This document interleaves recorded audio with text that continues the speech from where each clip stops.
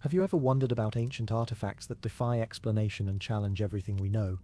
Welcome to Unearthed Secrets, where we uncover the world's most fascinating mysteries buried beneath time. Today we dive deep into secrets from glowing lanterns to colossal stone maps and enigmatic geoglyphs. If you love exploring the unknown, be sure to subscribe, hit like, and tell us where you're watching from. Let's begin. The lantern that burned without flame.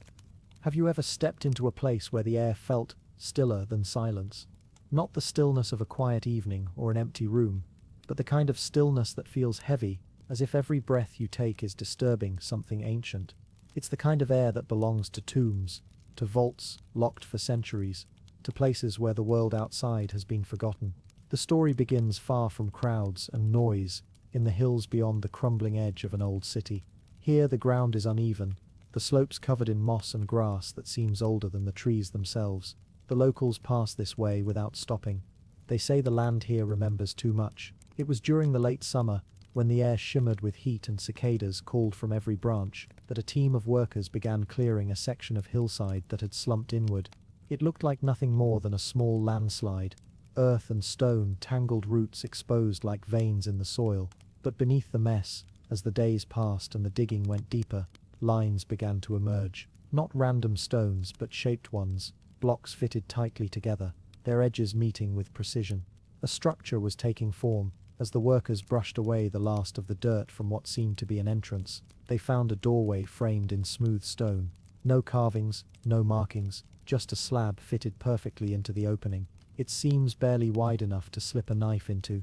The air around it was different, cooler, heavier, as if whatever was behind it had been sealed away for longer than memory could hold.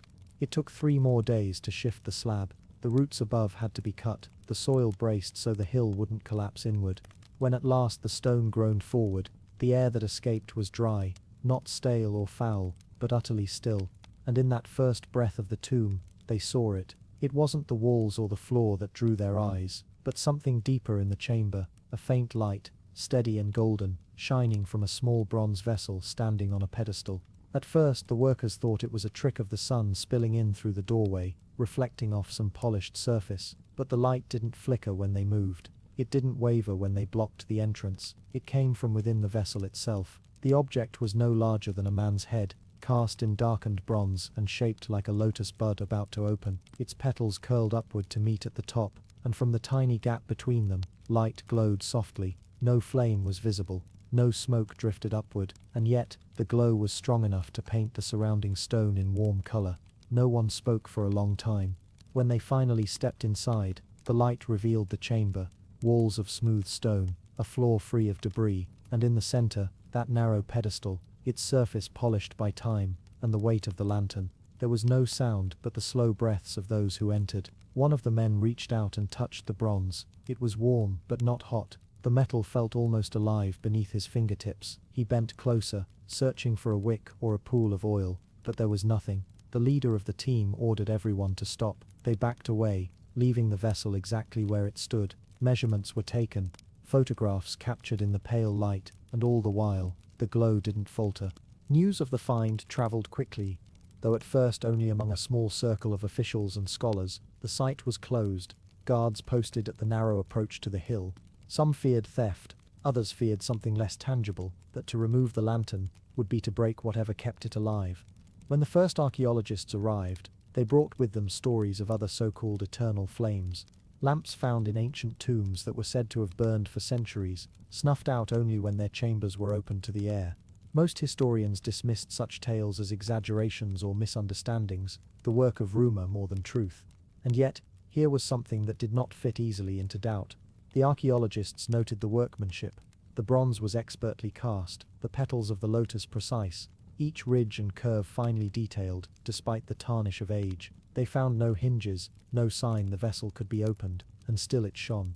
In the days that followed, they worked carefully, mapping the chamber, noting every mark on the walls, every shift in the stone. There was little decoration, only a faint band of carved lines running around the base of the walls, worn nearly smooth.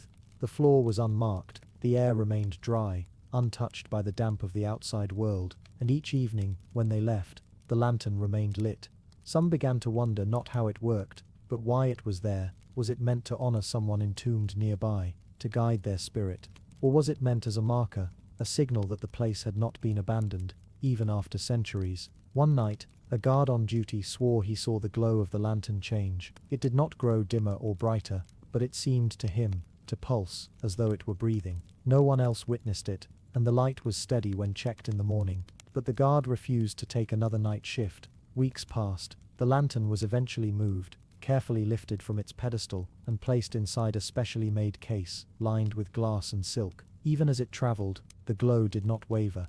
It was taken to a secure facility in the city, where scientists could examine it without the limits of the tomb. Under electric lights, the glow was less striking, but in darkness, it was still clear. Instruments detected warmth, but no heat source strong enough to explain the light. Chemical tests on the air around it showed nothing unusual, and then, one morning, without warning, the light was gone. It had not dimmed over time, it had not flickered or faltered, it was simply gone. The bronze vessel remained as it had always been, its petals sealed, its surface unchanged. But inside, there was nothing to see. The scientists could not explain it. No one had been in the room overnight. No damage had been done. Some believed that removing it from the tomb had broken whatever made it possible. Others thought it had simply reached the end of whatever reaction had powered it. A few, quietly, wondered if it had chosen to stop. Even now, years later, the lantern sits in a climate-controlled case, cold and dark. Visitors walk past it, some pausing, some not, unaware that once it had lit a tomb that had slept for centuries. But the ones who were there remember,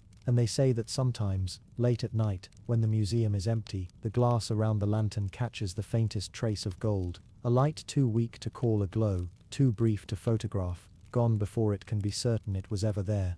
The air in the chamber had changed since that first night, though no one could say how. Perhaps it was only in the mind. The awareness that the sealed tomb had been opened, the eternal darkness broken. Yet there was a heaviness that seemed to press more firmly upon the shoulders now, as if the walls themselves had drawn closer. The lantern still sat in its niche, just as before, its faint, unwavering light casting long shadows that made the stone carvings seem to move ever so slightly when you were not looking directly at them. The Cocknow Stone's celestial map. The hills of West Dunbartonshire have a way of looking older than the rest of Scotland. Not older in years, though they have certainly seen the passing of countless centuries, but older in presence. They rise in gentle, sloping mounds, their grasses deep and wind-worn, their soils thick with the memory of seasons that have come and gone without witness. On certain days when the mist folds itself over the hills like a great woolen blanket, the place feels less like the edge of a modern town, and more like the threshold to a time that never truly ended. It is here, near the small community of Fifely, that the land hides a thing as mysterious as any relic to be found in the country's grand museums. A flat expanse of sandstone, as broad as a small house, and covered every inch of it in circles, rings, channels and lines, whose meaning no one alive can claim to know. This is the Cocknow Stone. And for those who have looked upon it with patience and curiosity, it has often felt less like a piece of ancient rock, and more like a message written by a people who knew the sky far better than we do. It was not always a quiet place. Once, the stone lay uncovered for all to see. Children would run their fingers through the carved grooves, tracing loops and spirals, without knowing they were following paths, first cut perhaps 5,000 years ago. In those days, farmers passed by it daily, their boots treading the same soil their distant ancestors might have walked when the stone was fresh, its carvings bright against the pale sandstone. The first time it came to the wider world's attention was in 1887. A man named Reverend James Harvey, the local minister, was wandering the moorland, his boots damp from the wet grass, when he came upon the vast low rock. It would have been hard to miss, 26 feet long and 32 feet across, lying almost flush with the earth. Its surface was so densely carved that it seemed to shimmer even in the overcast light, the spirals catching shadows in a way that made them look alive. Harvey, fascinated, recorded what he saw. He described more than 90 carved indentations, cup marks as they are called, each surrounded by one or more concentric rings. Some were joined by straight, narrow grooves, others sat alone, as if marking a place that didn't connect to any other. The more he looked, the more the carvings began to resemble a map, though whether of the land or the sky, he could not tell. It is tempting to imagine him crouched there for hours, his breath rising in little clouds, fingers hovering above each mark, his mind working through the possibilities. These shapes were not random, they were not idle scratches made by idle hands. The carvings seemed deliberate, careful, and if they were deliberate, they must have meant something. The truth is, no one can say with certainty what the stone was for. It may have been a gathering place. It may have been a marker of seasons. It may have been a kind of map, not of rivers and forests, but of constellations and stars, guiding the people who lived here through the long dark winters. In the late 19th century, though, such ideas were less common. To Harvey's contemporaries, the Cockno stone was simply a fine example of prehistoric rock art, and that was enough. But the stone's story was far from simple, and over the decades that followed, it would be uncovered, forgotten, threatened, and even deliberately hidden away beneath the earth again, buried, some would say, to protect it not from the weather, but from us. On a still morning, before the hum of cars begins to reach the hills, the moor where the Cockno stone lies is almost silent. The only sound might be the whisper of grass moving against itself, or the soft call of a bird somewhere in the low fog. If you stand in the right spot, you might sense the faintest change in the earth beneath you, an almost imperceptible flattening in the land, as though the ground is taking a deep breath.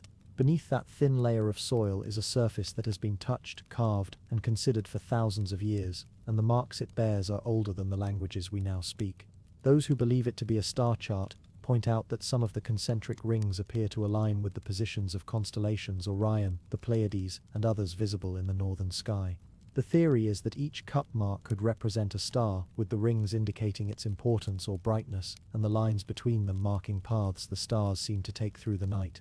If true, it would mean that the people who carved the stone not only watched the heavens closely, but also recorded their knowledge in a form meant to last. Others suggest the markings might have been connected to ritual, perhaps a way of mapping sacred sites in the surrounding landscape. In that reading, the stone is less a chart of the stars and more a reflection of the world around it, as seen through the eyes of those who moved through these hills with reverence. There are older theories still, ones that wander further from archaeology into the realm of story. Local whispers tell of the stone as a gateway, a place where the earth and sky were joined in ways we have since forgotten. These tales speak of the carvings as a kind of code, one that if read correctly could open a path not to a physical place, but to another state of being. Such ideas are of course impossible to prove, but they have a way of clinging to the mind, especially when you stand before the stone yourself, seeing its circles curve away into the distance. In the decades after Reverend Harvey's recording, the stone continued to rest in the open air. Visitors came and went, some with notebooks, others with little more than idle curiosity. But the 20th century brought a new kind of attention, one that threatened the stone not with neglect, but with damage. By the 1960s, graffiti had begun to appear on its surface. Names, dates, initials, all carved over the delicate prehistoric marks. Some were painted in thick black tar, others were scratched with sharp tools. In a few cases, the ancient grooves were cut deeper, as if to freshen them, irreversibly changing their original shape. It was in 1965 that a decision was made. The stone would be buried, covered over with soil and grass, hidden from sight. It was thought to be safer that way. And for more than half a century, the Cockno stone lay in darkness, its carvings pressed beneath the weight of the earth, the air replaced with damp silence. To many that would be the end of the story, but the stone's long sleep was not permanent. In the early 21st century, new technology and renewed interest would bring it back to the surface once more, if only for a brief time. And when it did, the question returned with it: was this truly a celestial map, left by people who read the sky in stone? Or was it something else entirely, something we may never be ready to understand? The morning after the surveyors left, the field seemed quieter, as if the air itself had been pressed flat by the weight of all that attention. The locals went back to their daily rounds, sheep moving through the grass, the postman on his bicycle. But those who had stood on the stone the day before found their minds wandering back. It wasn't just the pattern of the carvings, it was the feeling they gave, the sense that however many centuries had passed, they still had something to say. And so, the questions began again. Was it a map? And if so, a map to what? Some argued the arrangement of rings and lines looked like the positions of constellations, the kind you might see in a clear winter sky when the stars feel close enough to pluck from the blackness. If you stood at a certain angle, they said, you could pick out Orion's belt, the Pleiades, perhaps even the winding trail of the Milky Way itself. The cup marks became stars, the grooves became lines of celestial travel. Others disagreed, saying the patterns were too irregular, too fluid. Perhaps they were not meant to be fixed to the heavens at all. Perhaps they were symbolic, a way of marking events, migrations, seasons, or the births and deaths of those who lived nearby. Yet there was something undeniable about the way the grooves seemed to pull the eye outward, as though the stone were more than a recording of events. It was an invitation to look up, to look beyond. Archaeologists came with string and chalk, and measuring rods. They knelt, stretched lengths of twine between certain rings, took careful notes. They traced lines that seemed to point toward distant hills, perhaps to where the sun rose at midsummer, or where it dipped at midwinter. The more they looked, the more they saw patterns. But patterns can be the mind's way of filling in gaps, as much as they can be a maker's intention. Meanwhile, the older folk in the village preferred their own explanations. One said it was the footprint of a giant, each circle marking where his heel or toe pressed into the earth. Another claimed it was a kind of prayer board, where water would collect in the cup marks and reflect the sky, allowing ancient people to speak with the stars through the shimmering surface. On certain damp mornings, when a fine mist hung in the air and moisture gathered in the carved depressions, the stone did indeed become a mirror to the heavens. Looking into those tiny pools was like looking into worlds within worlds, the grey of the clouds above, the tremble of a raindrop, the ghost of your own face bent over the reflection. But the stone had enemies too, not in the sense of people who hated it, more in the sense of time itself. The carvings had weathered over millennia, but the more recent threat was from human hands. Children clambered over it, scratching their names. Visitors left behind graffiti, as though the ancient patterns were not enough without the clumsy addition of initials inside a heart. In the late 1960s, after too much of this, the decision was made to protect it, not with fences or guards, but by burying it, a simple, decisive act, cover it over, let the earth take it back. Some protested, saying history should be seen, not hidden. Others agreed it was for the best, that the stone would sleep safely beneath its blanket of soil, away from weather and thoughtless boots. And so one morning men came with shovels and spades, and over the course of a few quiet hours, the grooves and rings disappeared. Soil filled the depressions, smoothed over the ridges, and by midday the field looked much like any other, just a faint swell in the grass where the past lay breathing underneath. Years passed, grass thickened, roots pushed down. People moved away, others moved in. Children were born who never knew the stone had been there. And the carvings pressed in the darkness below waited. From time to time, researchers would speak of uncovering it again, perhaps with better protection, perhaps only for a short while. In 2015, a careful excavation was undertaken, not to remove it entirely but to record it in detail. High-resolution photographs were taken, every line measured and preserved digitally. The images that emerged were startling. More than 90 carved indentations, connected by channels and encircled by precise rings, stretching across a surface some 13 meters long. Looking at those images on a screen, safe from weather and touch, you could almost imagine the stone alive again. And yet, the photographs were flat. They lacked the coolness of the actual rock under your palm, the way water beaded in the cup marks, the faint echo in your chest when you stood upon it in silence. So the decision was made to cover it once more. The earth rolled back over it, as though drawing a curtain at the end of a long, slow performance. And once again, the Kochno stone returned to its private darkness. Its meaning remains unsettled. Astronomical chart, ceremonial platform, ancient art, or something no modern mind has yet named. It may be all of these or none. Perhaps the truth is carved not in the stone itself, but in the act of making it, the hours spent by hands long gone, pressing and scraping into rock for reasons known only to them. In the end, the stone's greatest secret may be that it was never meant to be understood at all, that it was meant only to be seen, to be stood upon, to be felt in the soles of the feet and in the slow rhythm of the breath. Now under its layer of soil, it waits again. Seasons will pass, rains will fall, and above it, people will walk without knowing what sleeps beneath their steps. Somewhere below, in the quiet dark, the grooves still run outward like ripples in a pond, still tracing paths that may or may not lead to the stars. And perhaps that is the most fitting place for such a thing, not in a museum or behind a barrier, but in the earth, hidden yet whole, its circles slowly filling with the shadows of the centuries to come. The Plain of Jars Megaliths. The road to Fonsavan begins quietly, as if the hills themselves are still waking. Dawn settles over the Lycian highlands in layers of pale blue and soft gold, the mist rolling lazily through the valleys like drifting breath. It is here, in the province of Sing Kuong, that the air seems to hold its own secrets. A blend of damp earth, distant wood smoke, and the faint perfume of wildflowers that cling to the edges of the road. The wind moves gently over the grass, making it sway in slow, dreamlike waves, and in the distance, low shapes begin to emerge from the haze. At first, they could be boulders. Their forms are weathered and lichen-covered, scattered unevenly across the plateau, but as you approach, the truth becomes clear.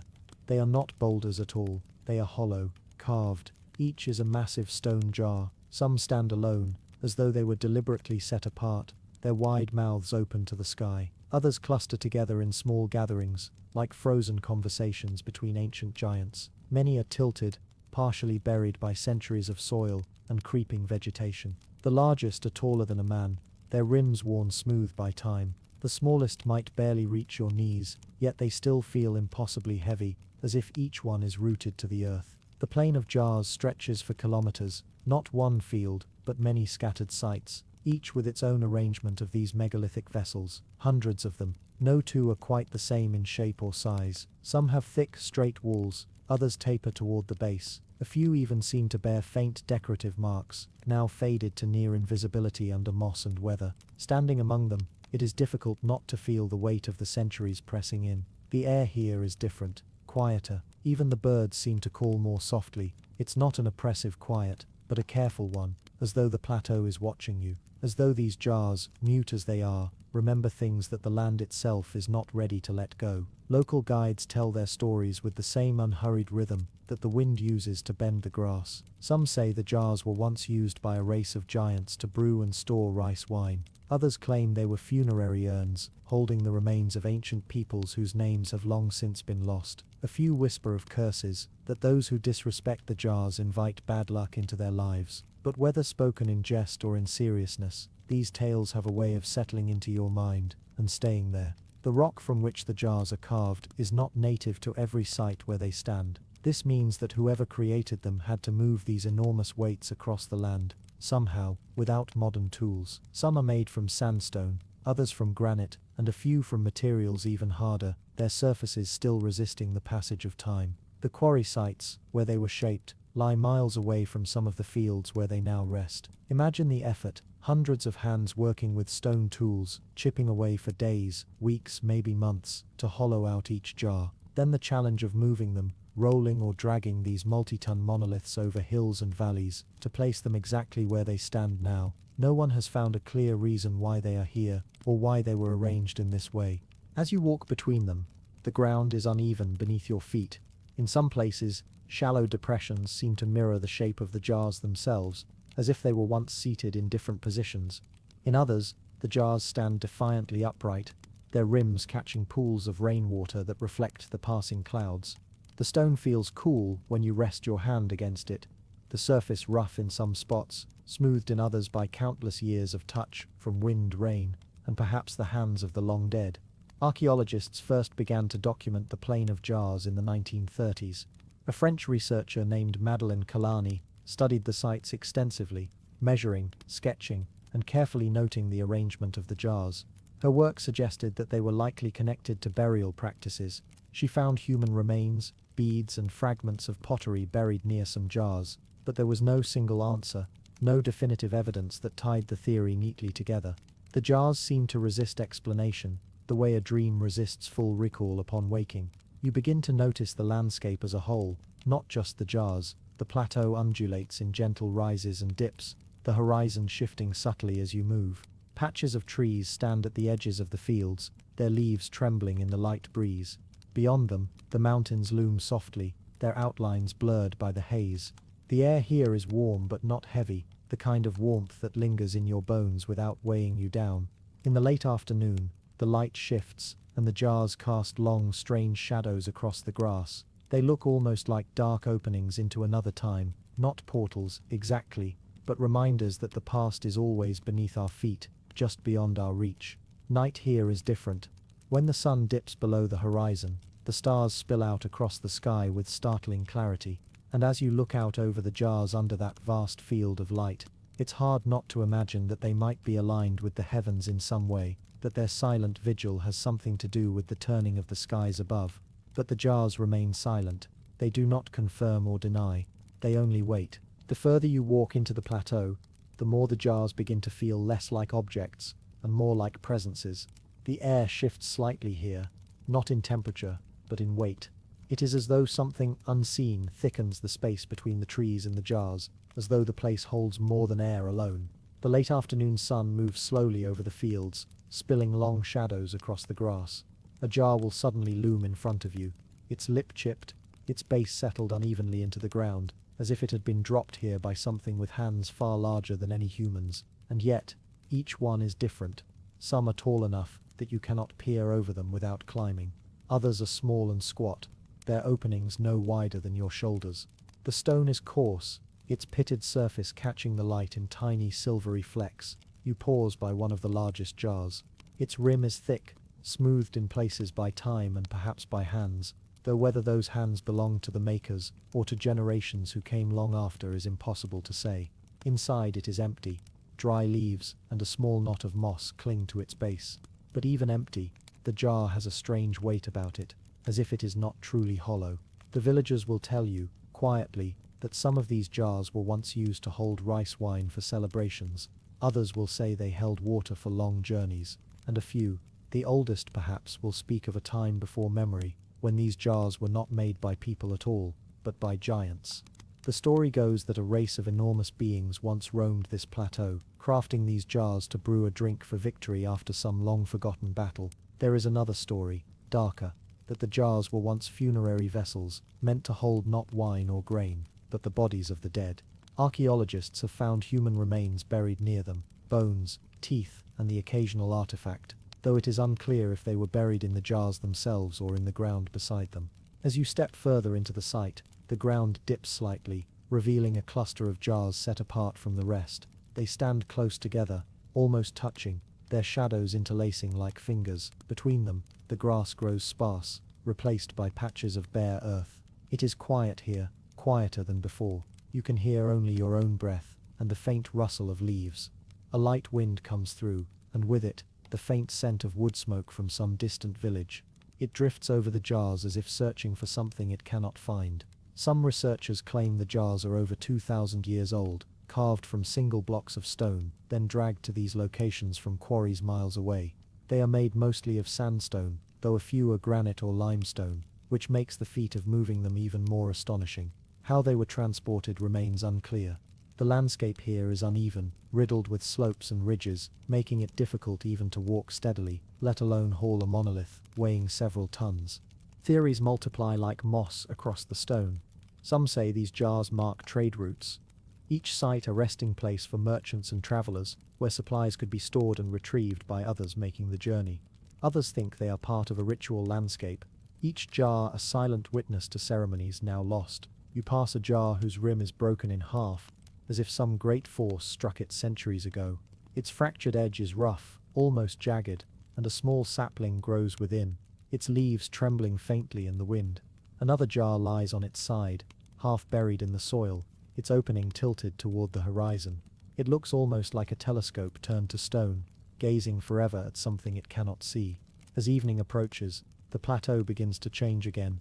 The mist that was gone in the afternoon starts to gather once more, rising from the lowlands and creeping over the fields. The jars fade into silhouettes, their shapes softening until they resemble enormous dark mushrooms sprouting from the earth. Standing among them in this dimming light, you feel the quiet press closer. The jars, scattered as they are, seem connected, not by visible lines, but by some pattern you can almost sense but cannot fully trace. A constellation on the ground, a map of something no longer here. Long after the sun has set, the air cools and the wind stills. The jars remain patient as ever, their silent watch continuing into the night, as they have for centuries, perhaps millennia. Whatever purpose they once served, they hold it still, locked away like the last word of a forgotten language, waiting for someone who can speak it again. The hypogeum's resonating chamber, beneath the surface of Malta, hidden in the limestone, like a secret pressed between the pages of an ancient book, lies a place that does not belong entirely to the world above. Its name has been whispered in archaeological circles and spoken quietly among those who have stood inside its shadowed halls, the hypogeum. For those who descend into its depths, there is the sensation of stepping not merely into a chamber, but into a memory that is older than any living thing. The stone is warm to the touch, yet the air carries the cool stillness of a place that has been sealed away for centuries at a time. Torches and electric lamps reveal its carved walls, each line deliberate, each curve hewn by hands that have long since turned to dust. It is not the size of the chambers alone that catches the imagination, though they stretch farther than one might expect beneath the streets above. It is the feeling that these walls were made not simply to contain people, but to hold something less tangible, something closer to a vibration than a thought. The first explorers to find their way here were not sure what they were seeing. Some thought it was a burial chamber, a necropolis for the honored dead of a vanished civilization. Others believed it was a temple, a place where offerings were given to gods whose names we no longer know. But in one chamber, an oval hollow carved deep into the rock, something strange happened. A voice raised there, even in a low murmur, seemed to gather in strength, its echoes bending and folding until they lingered far longer than sound should in a space so small. The walls seemed to breathe the words back, amplifying them, as though reluctant to let them go. This is the resonating chamber. When you stand inside it, the sound of your own breathing feels different, almost thicker, as if the air itself is humming in quiet agreement. A single note, sung or spoken, trembles through the stone in a way that seems to move through your bones. Researchers have measured the frequency. It hovers around 110 Hz, a pitch that seems to reach into the human body and stir something unspoken. The chamber was carved to these dimensions intentionally. This was no accident. But why? The people who shaped the hypogeum left no writing to explain themselves. What remains are the stone walls, the layout of the passageways, and the artifacts found buried in the sediment. Small figurines with closed eyes, pottery shards, tools of bone and flint. Each item feels like a word torn from a sentence, leaving us to guess at the meaning. It is easy to imagine a group gathering here thousands of years ago, descending by torchlight into the belly of the earth. They would pass through narrow corridors into the heart of the temple, their footsteps softened by the dust of centuries. At the center, the resonating chamber would wait, its walls glowing amber in the firelight. The air would be heavy with the smell of oil and stone. A priest, or perhaps something closer to a singer, would step forward. The first note would be low, sustained, trembling, against the stone. The chamber would respond, wrapping the sound in its own voice, until the two were inseparable. Others would join in, each tone swelling into the next, filling the space with a sound that was not quite music, and not quite speech. Perhaps they believed that the vibrations carried their prayers into the stone, where they would be held forever. Modern visitors are often struck not by what they hear, but by what they feel. The resonance seems to bypass the ears, finding its way directly into the chest, the spine, the skull.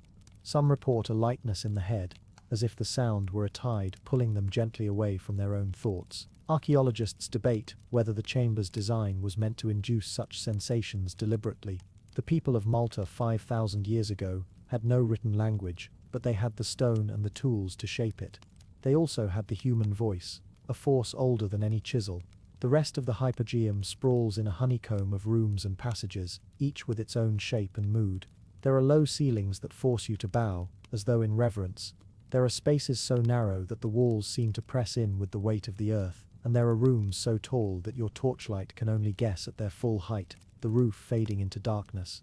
In some of these chambers, skeletons were found, men, women, and children laid to rest in the cool embrace of the limestone. They were buried with care, their bones undisturbed until the first modern excavations began.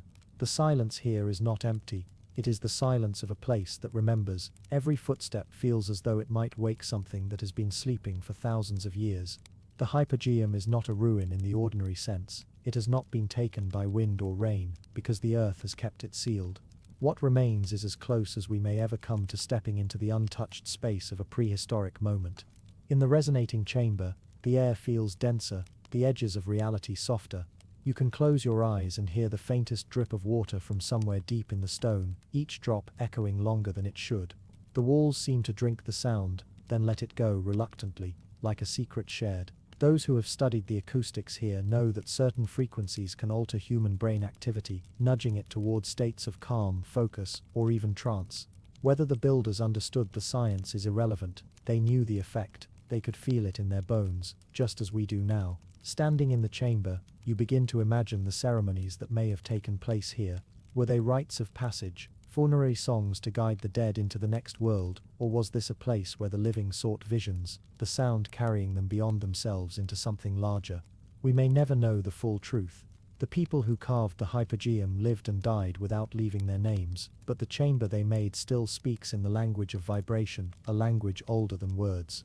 And perhaps that is why the resonating chamber feels timeless, because it was made not for the ears alone, but for the body, the mind, and the space between the two.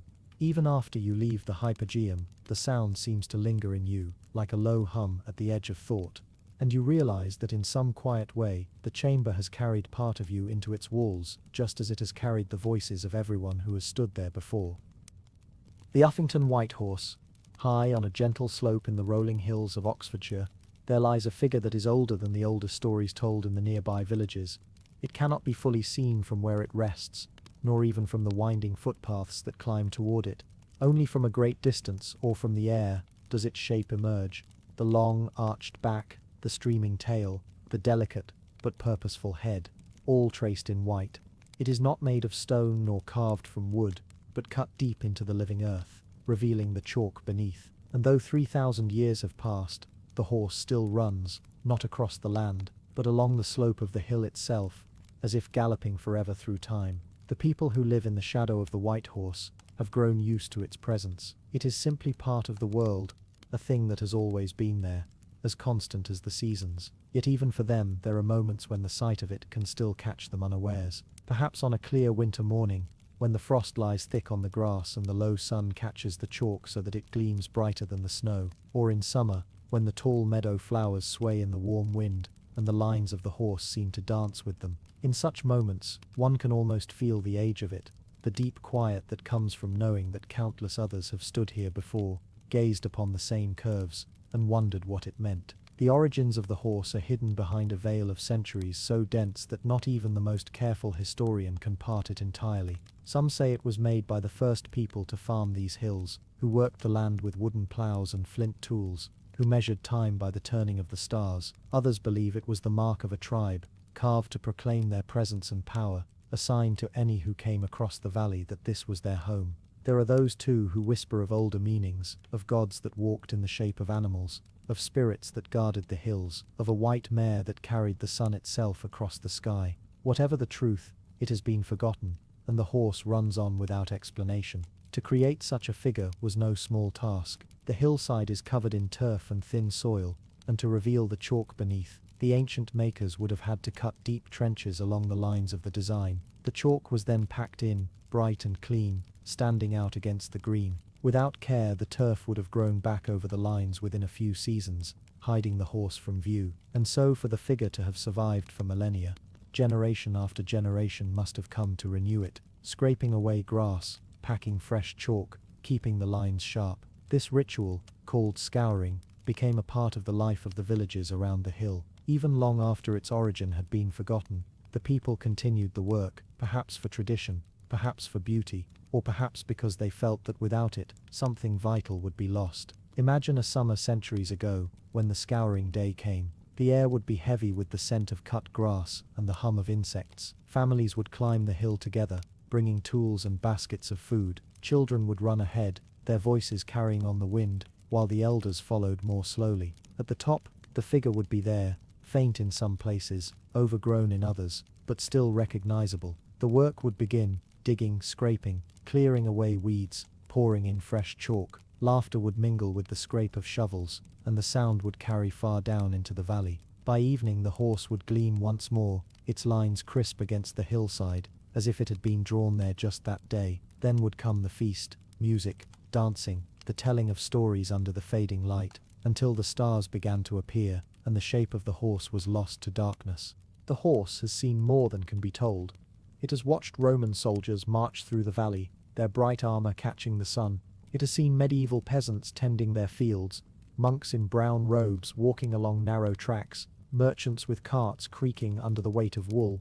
It has endured the roar of cannon in distant wars, the quiet of empty hills during times of plague, the hum of aircraft passing overhead in more recent years.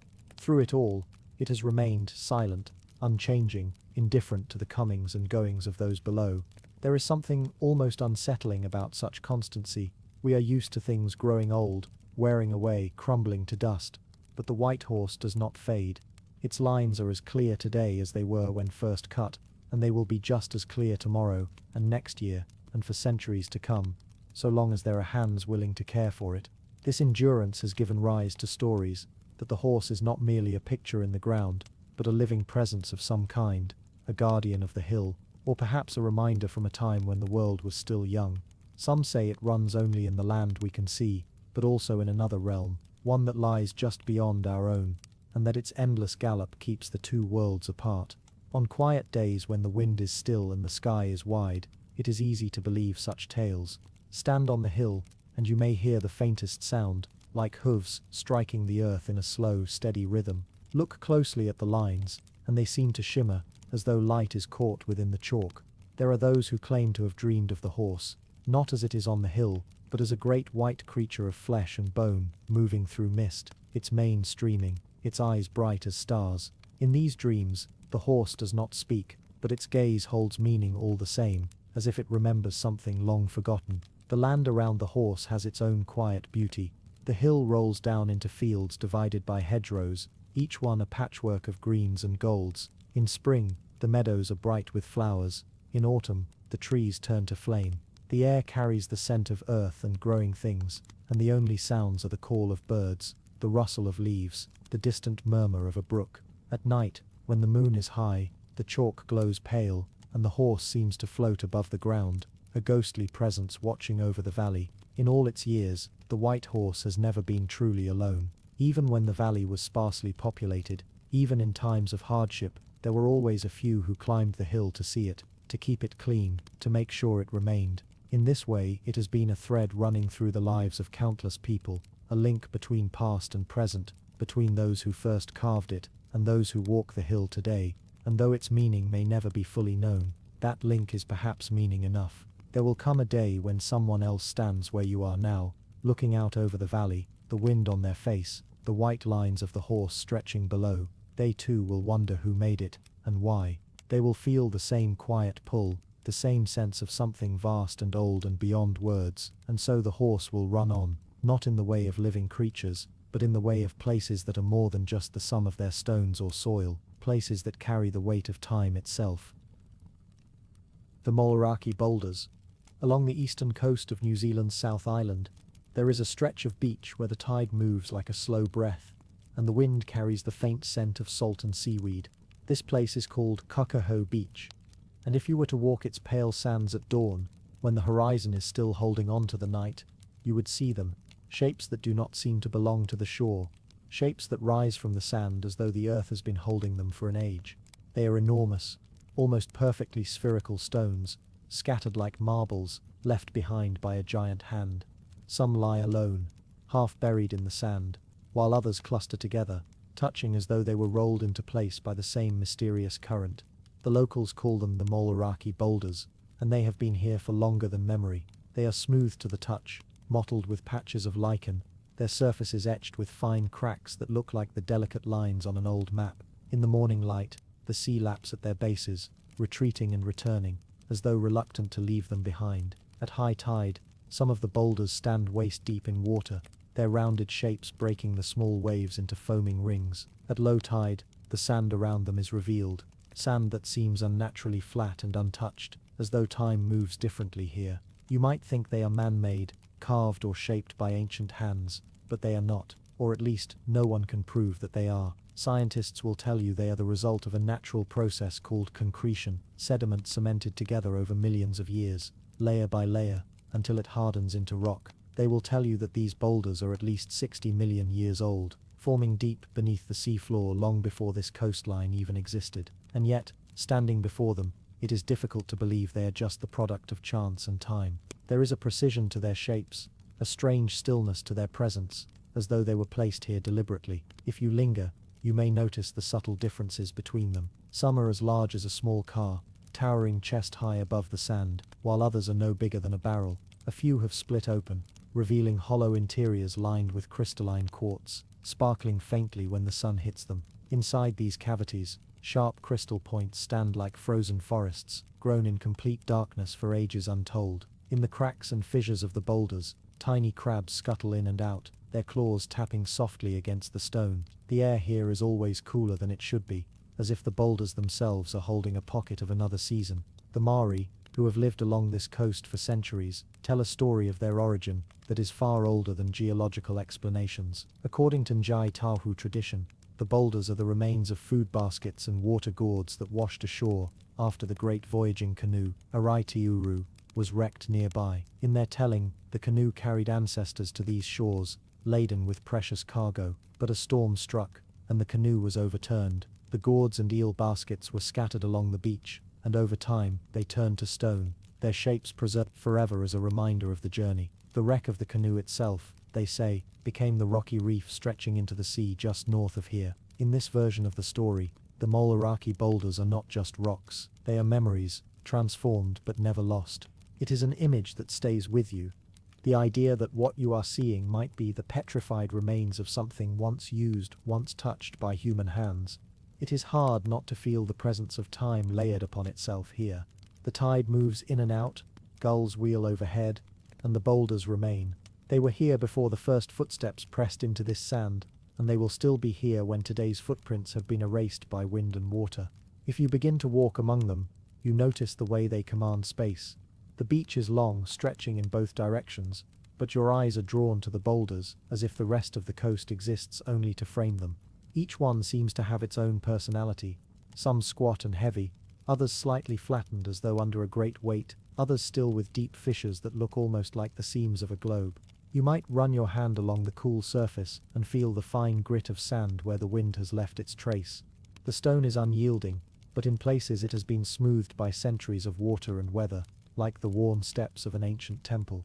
At certain times of year, when the tide is just right, the sunrise aligns so that the boulders seem to catch the first light of day. It spills across their curved surfaces, turning them briefly golden before the sun climbs higher. It is easy to imagine that they were placed here for this exact moment, like markers in some ancient ritual calendar, although no evidence has ever confirmed such a purpose. Still, the symmetry of their shapes and the way they sit in relation to the horizon makes you wonder. Some visitors have claimed to feel a faint vibration when resting their palms on the boulders for a long time, as though the stones are humming quietly beneath the surface. Scientists attribute this to the way waves travel through the sand and stone, but it is tempting to believe the boulders themselves are alive in some way, perhaps not alive as we are, but aware, in the slow, vast way that mountains or glaciers might be aware of their own existence. When storms come in from the Pacific, the sea rises high against them, and the wind drives rain in sheets along the shore. The boulders stand unshaken, half hidden in foaming water, their dark shapes blurred by mist and spray. At such times they look like islands in miniature, each one isolated in its own small sea. After the storm passes, the sand shifts, uncovering more of some boulders or burying others a little deeper. This slow reshaping of the beach means that no two visits here are quite the same. A boulder you touched last year may be gone from sight this year, hidden beneath a fresh layer of sand, waiting to emerge again decades from now. There is no fence, no rope around them, only a quiet agreement that they will be left as they are. Tourists photograph them, children climb on them, the tide washes over them, and yet they remain essentially unchanged. Their endurance is almost unnerving. You begin to think about how much else has come and gone in the time they have been here. Forests grown and fallen, rivers changed course, entire species appearing and disappearing. And still these rounded shapes sit by the sea, neither moving nor fading in any way you can see. If you stay until evening, when the beach begins to empty, the boulders take on a different presence. The lowering sun casts long shadows across the sand, and the spaces between them deepen into darkness. The air cools quickly, and the only sounds are the low hush of waves and the occasional cry of a seabird. In the half-light, the boulders no longer seem merely curious, they seem watchful. You might imagine they are not just remnants of the past, but guardians of it, silent keepers of whatever secrets the land and sea have shared between themselves.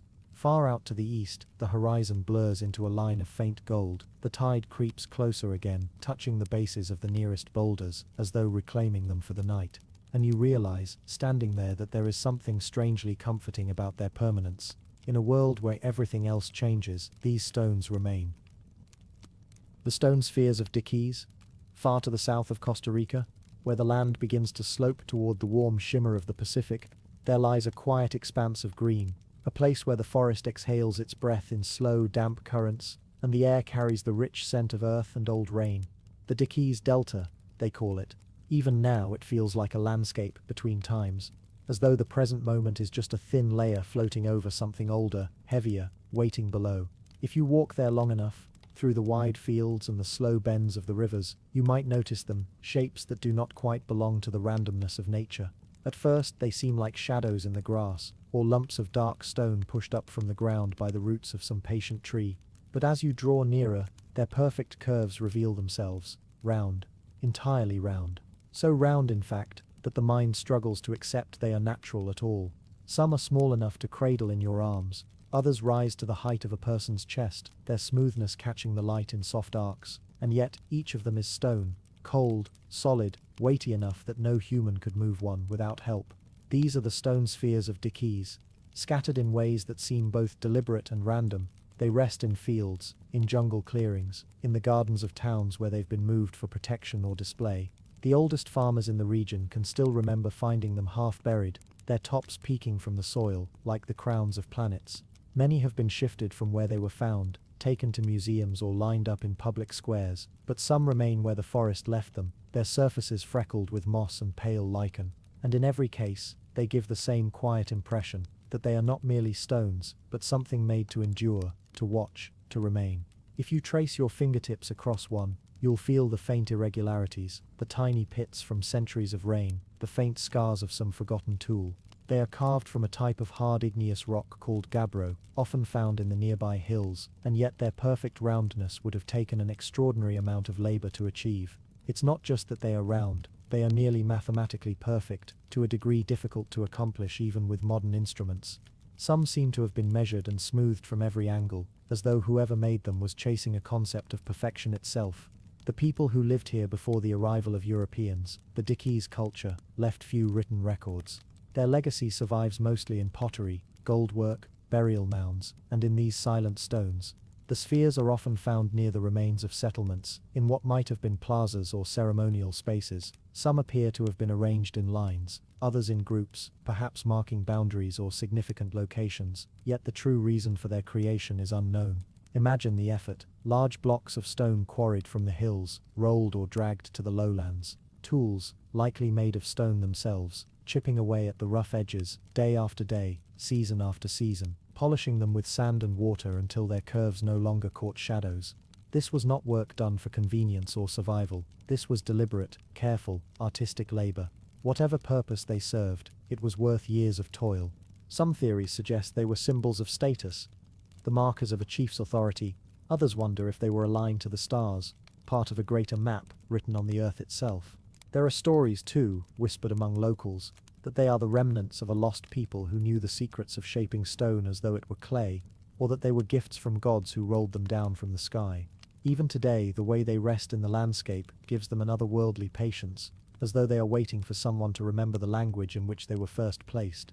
Walk through the delta at dawn, and you might find them emerging from the mist. The air will be heavy, the light a soft gold filtering through the canopy. Insects hum in the grass, the river murmurs somewhere beyond, and there, under the arm of a spreading tree, a sphere sits, unmoving. Its surface glistens faintly where dew has gathered, and for a moment you might feel it watching you, though it has no eyes. The forest around it has changed 1,000 times. Trees have fallen, floods have passed, villages have risen and vanished, and yet the stone remains, almost exactly as it was set down hundreds of years ago. The size of these spheres varies widely. The smallest might measure just a few inches across, light enough to lift, while the largest, nearly 3 meters in diameter, weigh as much as 15 tons. Moving such a thing would require immense coordination, and yet some have been found miles from any quarry, placed in positions that seem intentional, even ceremonial.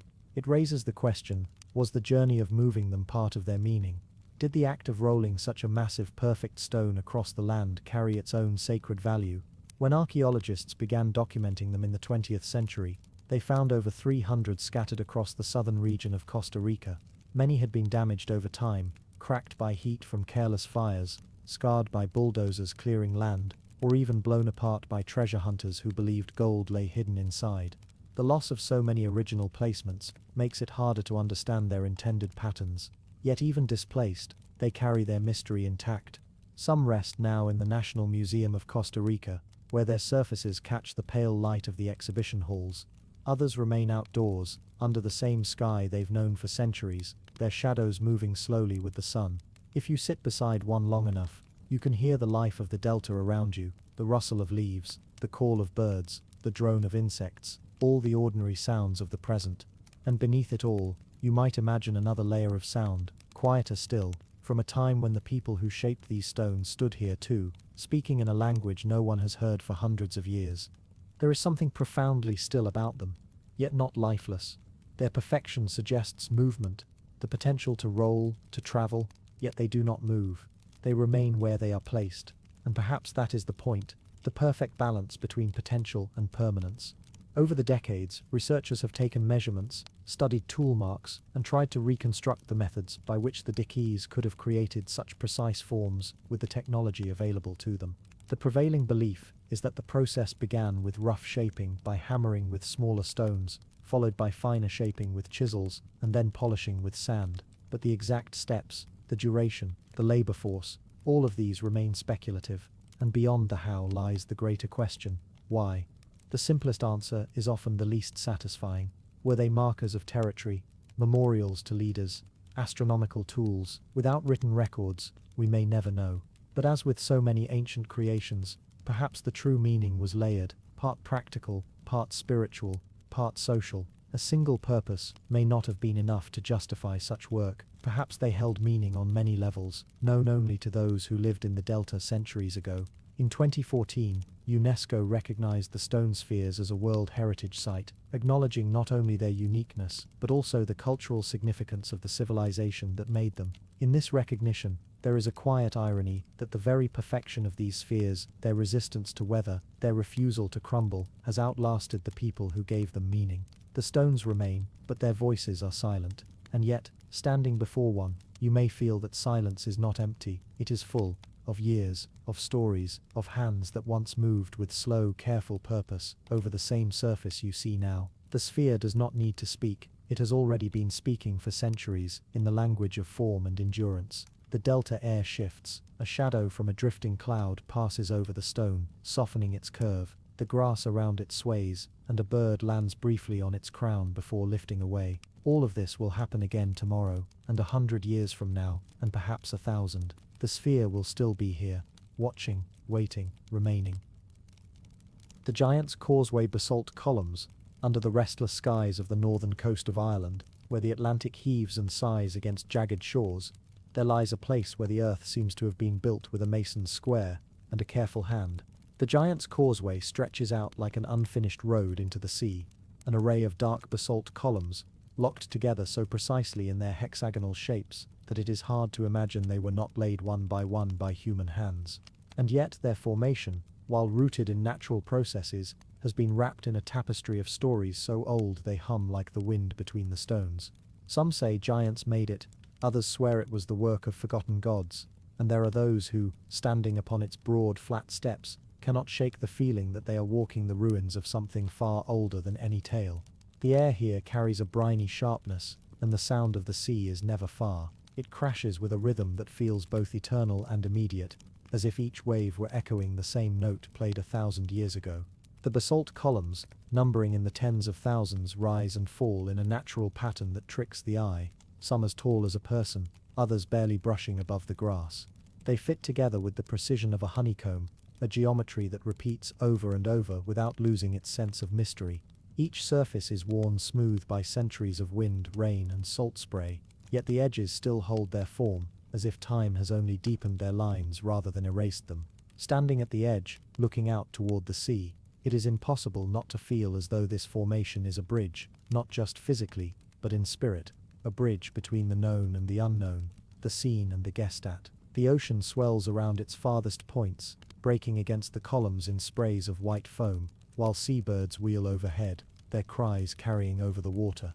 Behind, the land rises into green hills, tufted with grass and dotted with the occasional sheep, their shapes small and quiet against the vastness of sky and stone. It is here, among these pillars, that the old stories take root. The most famous of them tells of the giant Finn mac Cool, who is said to have built the causeway as a path to Scotland. In some tellings, he wished to challenge his rival, the Scottish giant Benandana, and so laid stone after stone into the sea. But when Finn saw the true size of Benandana, he he realized the fight might not go in his favor. His wife, clever and quick-thinking, disguised him as a baby. When Benandana arrived and saw the size of the infant, he imagined what the father must be like, and fled in terror back to Scotland, tearing away the causeway behind him. In this version, the stones that remain are the last pieces of that giant-built road, the rest lost beneath the waves. But legends, like the columns themselves, have layers. Some whisper of gods shaping the stones for reasons now forgotten, perhaps as stepping stones across a once narrow sea,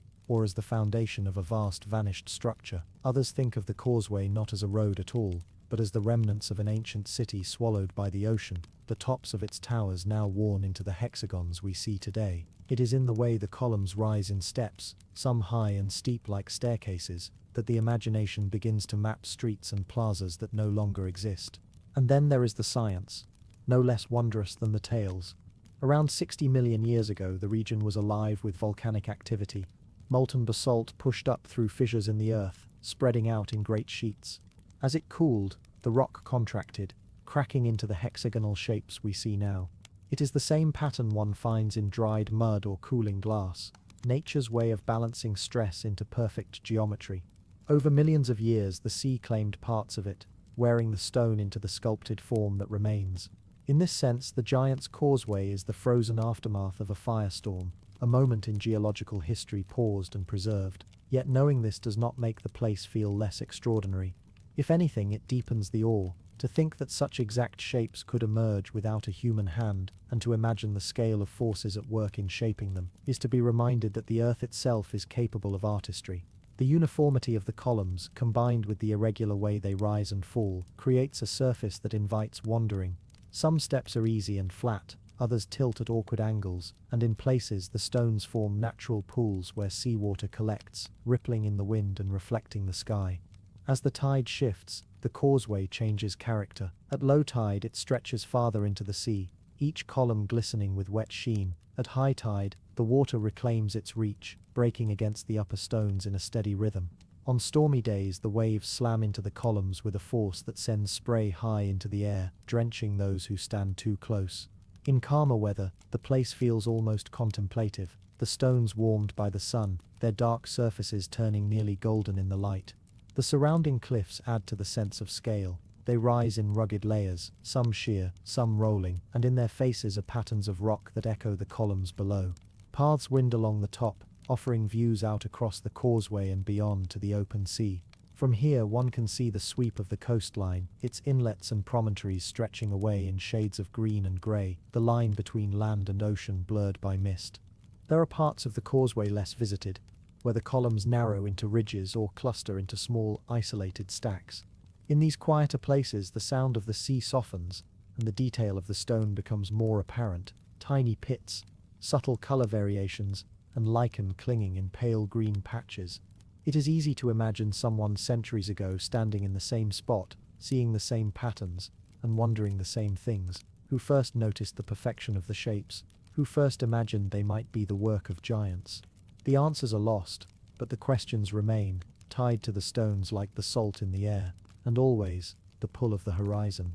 The causeway points toward it, as if still trying to reach something beyond sight. Whether that was Scotland, as in the stories, or simply the edge of the world, it seems frozen in the act of stretching outward. The ocean moves endlessly around it, wearing at the edges but never undoing its form. The basalt holds, patient and unyielding, a testament to a time when the earth itself seemed to work with purpose. As evening falls, the place changes again. The low sun casts long shadows across the columns, emphasizing their shapes, turning each into a distinct block of light and shade. The air cools, and the calls of seabirds grow louder in the stillness.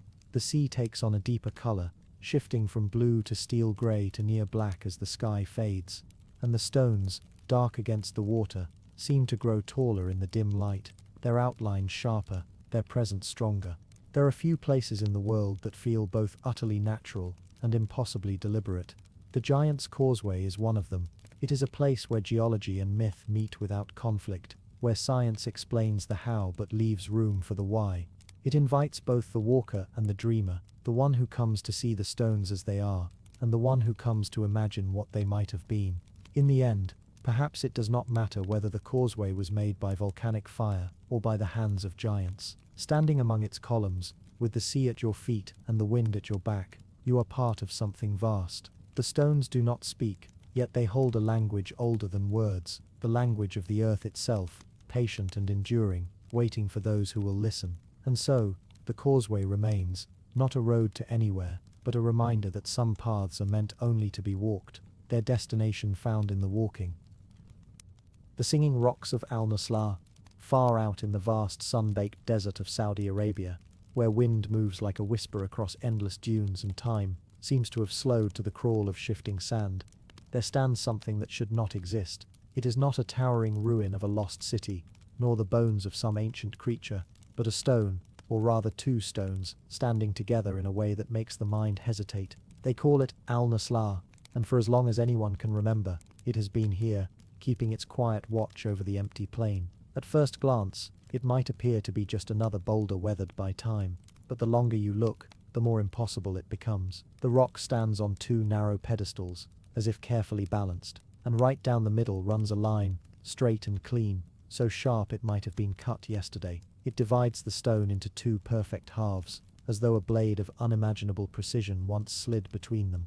No human hand, no chisel, no tool of iron or bronze is known to have touched it. Yet the cut is there, straight enough to guide your eye without wavering. It is not the way stone normally breaks, it is not the way time normally erodes, and that is only part of its mystery. For on its surface are carvings, ancient symbols and shapes etched into the desert-hardened skin of the rock. They are faint now, blurred by centuries of wind and sand, but still they remain. Their meaning is elusive as the reason for the stone's strange division. Some see animals in these carvings, others human shapes, and still others claim they are maps or messages from those who came long before us. The air around Al-Nasla is different. Visitors say that standing beside it feels like stepping into a pocket of silence. The desert, which is never truly quiet, always breathing with wind and tiny movements, seems to hush itself here. Even the crunch of your own footsteps feels muted, and if you stand in that narrow gap between the two halves of the stone, it is said you can hear something faint, a hum, a tone, almost like a note sung from somewhere deep within the rock. No one knows if this sound is real, or if it is only imagined, an illusion created by the perfect symmetry of the split, but it has given rise to the stone's other name, the singing rocks of Al-Nasla. Long before modern travelers came to marvel at it, the nomadic tribes of the desert had their own stories. In one telling, the stone was split by a great bolt of lightning sent down by the gods as a sign. In another, it was cleaved in two by a legendary sword, wielded by a hero who struck with such force and precision that the stone itself obeyed. There is also a gentler story, whispered by elders to children around campfires, that tells of two lovers who were turned to stone for defying the will of their people, and that the split between them is not a cut at all, but the space they left for their love to pass between them forever. When archaeologists first documented the site, they were struck not only by the geometry of the split, but by the carvings, petroglyphs that might date back thousands of years. Yet they could not agree on exactly how the division occurred. Some point to a natural process known as jointing, in which cracks form in stone under immense pressure over time. Others believe it is the work of an ancient people, using tools and methods now lost to history. The desert has a way of keeping its secrets. Even with satellite images, ground surveys and geological studies, the truth of Al-Nasla remains beyond certainty. Every theory answers one question but leaves another. If the split is natural, why is it so perfectly straight? If it is man-made, why was it done, and with what technology? The carvings only deepen the mystery. Were they made before the split, after, or at the same time? And who was here to carve them in the first place, in a place so remote and unforgiving? The plain on which Al-Nasla stands is a place of extremes. In summer, the heat can shimmer above the sand in waves that blur the horizon, and the light can be so intense it seems to bleach the world of color. At night, under a canopy of stars, the air cools until you can see your breath, and the rock takes on a silver glow under the moonlight. It is in these quiet hours of night that the stone feels most alive. The shadow of each half falls long across the sand, stretching toward one another, but never quite touching. Some visitors have claimed that under the full moon, the space between the two halves glows faintly. Scientists dismiss this as a trick of the eye, a play of light on the pale stone, but the stories persist. Locals will sometimes lead travelers to the site, not as a tourist attraction, but as a place of respect. They will tell you to approach slowly, to walk the last few steps in silence, and to touch the stone only if you feel welcome. Some say the rock does not like to be disturbed, and that it remembers those who have treated it with care, or with disrespect. As the centuries pass, the sands shift around it. Sometimes the bases on which the two halves stand are partly buried, other times they are fully exposed, yet the balance remains. Windstorms that scour the desert leave the stone unmoved. Rain, rare but fierce, runs down its surface without deepening the split. It stands as it has for uncounted ages, an unbroken watch in the heart of an empty land. But there is something else, a question that comes to anyone who spends enough time looking at it. If the split is so perfect, if it is indeed a line of weakness in the stone, why have the halves not fallen apart? Why has time, with all its patience, not widened the gap, toppled the halves, or shattered them entirely? The desert is not gentle, yet here the stone remains, unbroken, unmoved. There are whispers of older maps that mark this place, not as Al-Naslar, but with symbols that no one now can read. Some think it was a marker for travelers, a signal of water nearby, or a meeting point for trade. Others think it was a shrine, a place where the ancients came to speak to their gods, or listen for answers. Standing there, with the hot wind on your face, and the stone rising before you, you can imagine any of these things. You can imagine caravans of camels crossing the horizon, their bells faint in the distance, and figures gathering in the shadow of the rock. You can imagine torches flickering against the carvings, throwing moving light across the split, as voices chant words that no one now remembers. And you can imagine something else, something older still. The desert was not always as it is now. There were once rivers here, and green valleys. The people who carved the rock may have lived in a world very different from the one we see. What if the split was made in that time, for a purpose we cannot guess, and what if that purpose is still, somehow, unfulfilled? Even now, researchers return to study it. They take measurements, photographs, and samples. They compare it to other stones across the world, split, shaped or carved, but none are quite the same. Theories rise and fall like the dunes themselves, and through it all the stone simply stands, patient as the desert, waiting for the next traveler to come and wonder. The Trilithon stones of Baalbek, far in the heart of Lebanon, nestled in the fertile expanse of the Bekaa Valley, stand the silent giants of Baalbek, monuments of stone so vast and so meticulously arranged that they have long defied explanation, inspiring wonder and mystery for thousands of years. These colossal blocks, known collectively as the Trilithon stones, rest within the ruins of an ancient temple complex, their massive forms casting long shadows over the cracked earth, bearing witness to a civilization whose knowledge and ambition stretch beyond what modern science has yet unraveled. The journey to Baalbek is one through time and landscape alike. Rising gently from the valley floor, the city's ruins are framed by the towering peaks of the Lebanon mountains, their snow-capped summits glistening in the pale sunlight. The air is crisp, tinged faintly with the scent of wild thyme and juniper that thrive in the rocky hills. Here history feels tangible, woven into the very soil, whispering through the breeze, and carved deep into the very stones beneath one's feet. The Trilithon stones are the centerpiece of Baalbek's ancient grandeur. 3 limestone blocks, each an astounding 19 meters long, 4.2 meters high, and nearly 3.6 meters thick, sit stacked side by side as if balanced by invisible hands. Each weighs hundreds of tons, their weight beyond the capacity of most modern machines, and yet these stones were quarried, transported, and placed with a precision that defies the limits of the era in which they were crafted.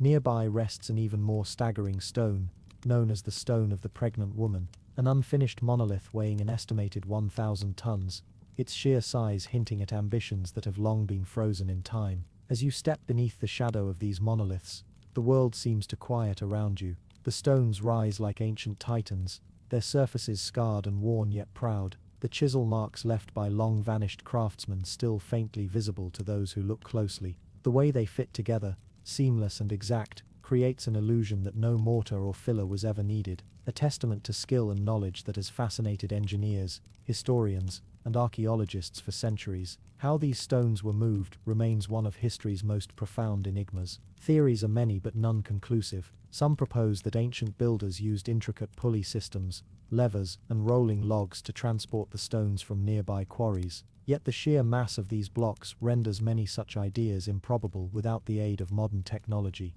Others suggest lost knowledge or even extraterrestrial influence, ideas that, while speculative, underscore the deep human fascination with this mystery. Local legends speak of giants, beings of immense strength and power, who may have fashioned and placed these stones in an era before recorded history. The stones themselves seem to hold stories beyond what the eye can see. Their surfaces, weathered by millennia, still catch the sunlight, highlighting their massive dimensions. The spaces between them are so tight that a blade of grass cannot pass. Some scholars suggest this was intentional, designed to protect the temple from the harsh mountain winds or earthquakes common to the region. Yet the perfection of the fit implies something more profound, a knowledge of stonecraft that bordered on artistry.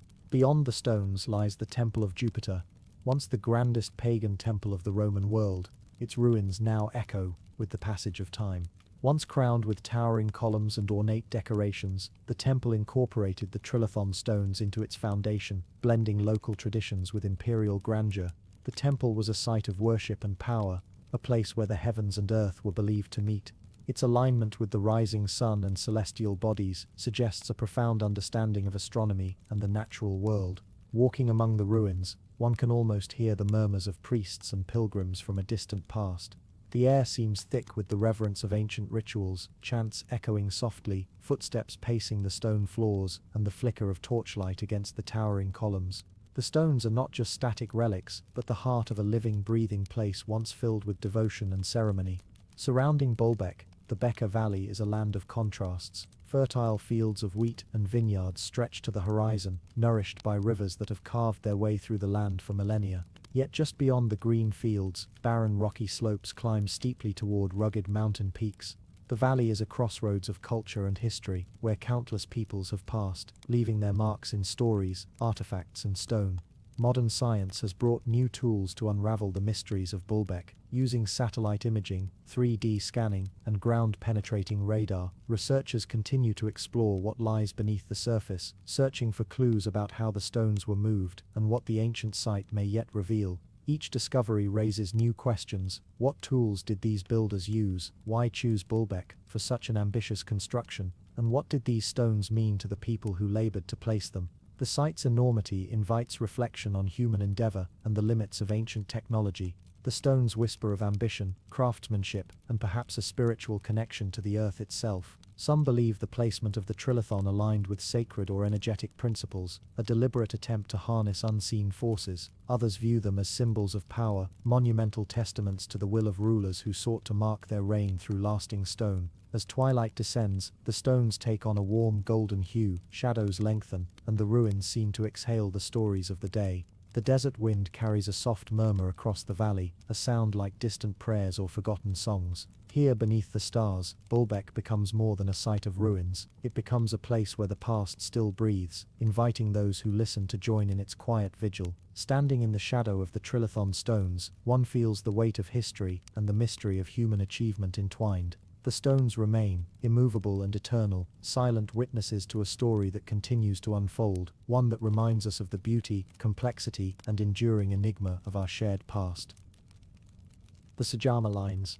Far out across the high plains of Bolivia, where the air thins and the earth stretches wide beneath endless skies, there lies a secret etched not into stone, but into the very soil itself. The Sajama Lines, hundreds, perhaps thousands of straight, narrow paths carved into the desert floor, stretch for miles in every direction.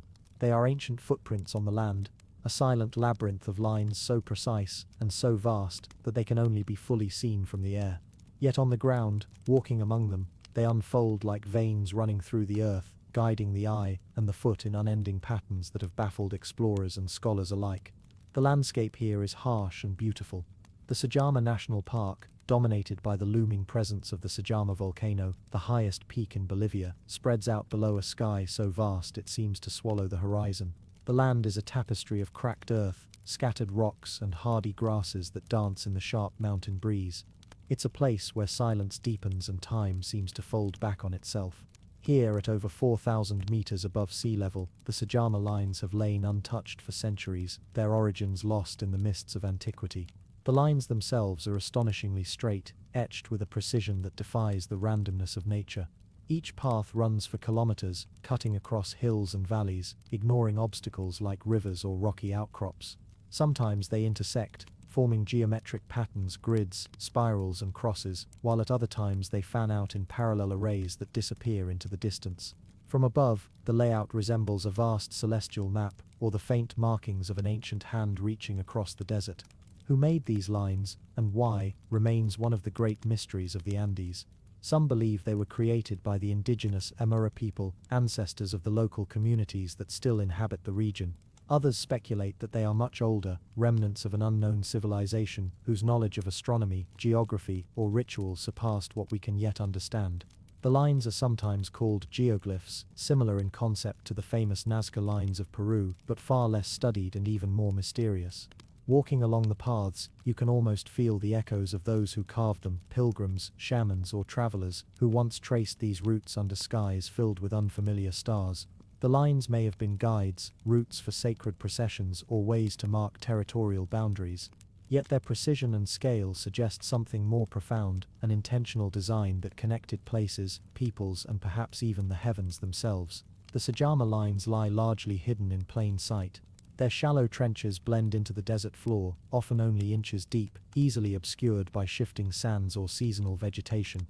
For much of history, they were known only to locals, whispered about in legends and oral traditions. It was only with the advent of aerial photography and satellite imaging that the full extent of the lines became visible, revealing a sprawling network that defies easy explanation. Local Aymara communities hold a deep respect for the lines, viewing them as sacred markers that connect the earth to the spiritual realm. According to their beliefs, the lines are pathways of the ancestors, channels for the energy of Pachamama, the Earth Mother, and routes that link important ceremonial sites across the landscape. Even today, traditional rituals are performed near some of the lines, honoring the ancient connections woven into the soil. Geologists and archaeologists have studied the lines with great interest, but remain cautious in their conclusions. The tools needed to carve such precise lines with the naked eye seem improbable, yet the desert offers no sign of erosion that would have smoothed away the marks if they were natural. Some propose that the lines were created by removing the dark surface stones to reveal lighter earth beneath, a technique that preserves the design over centuries. Others suggest that the lines were maintained continuously by local people, their significance never lost. The mystery deepens with the patterns themselves. Some formations suggest astronomical alignments, marking solstices or lunar events, tying the earth below to the sky above in ways that hint at an advanced understanding of the cosmos.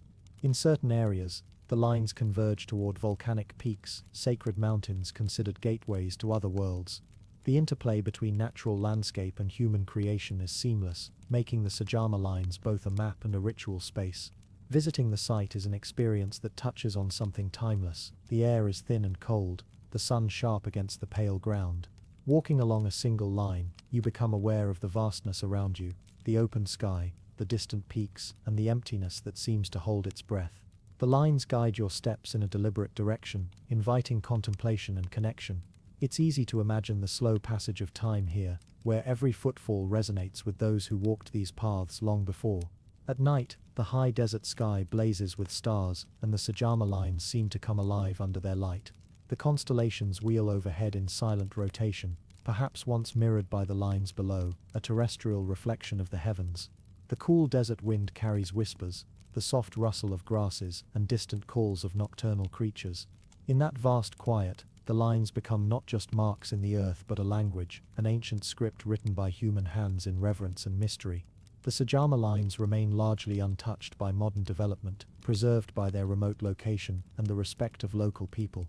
They stand as a testament to a world we barely understand, a world where earth and sky, spirit and stone, met in a harmony both precise and enigmatic. The lines beckon us to look closer, to wonder about the people who made them, and to listen to the silent stories written across the desert. As dawn breaks over the Andes, the first light paints the land in soft hues of pink and gold. Shadows stretch long and cool across the lines, revealing the subtle grooves carved into the earth. The desert wakes slowly, the breeze stirring the grasses, and the stones echo with the memories of those who once walked here. The Sajama lines hold their secrets still, waiting patiently for the next traveler to come and trace their ancient paths beneath the endless sky. The Atacama Giant Geoglyph.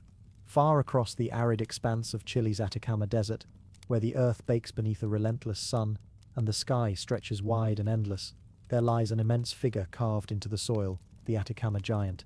This colossal geoglyph, towering over 86 meters tall, has fascinated explorers, scholars, and dreamers for centuries.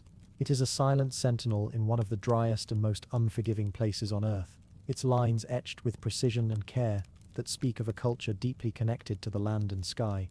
The Atacama Desert itself is a landscape of extremes, from blazing heat by day to freezing cold at night, its barren plains punctuated by jagged rocks and ancient volcanic formations. Life here is sparse but resilient, with hardy plants and animals that have adapted to the harsh conditions. Above it all, the sky is a brilliant canvas, studded with stars in a way few places on Earth can rival. The same sky that once guided the hands and eyes of the people who created the giant.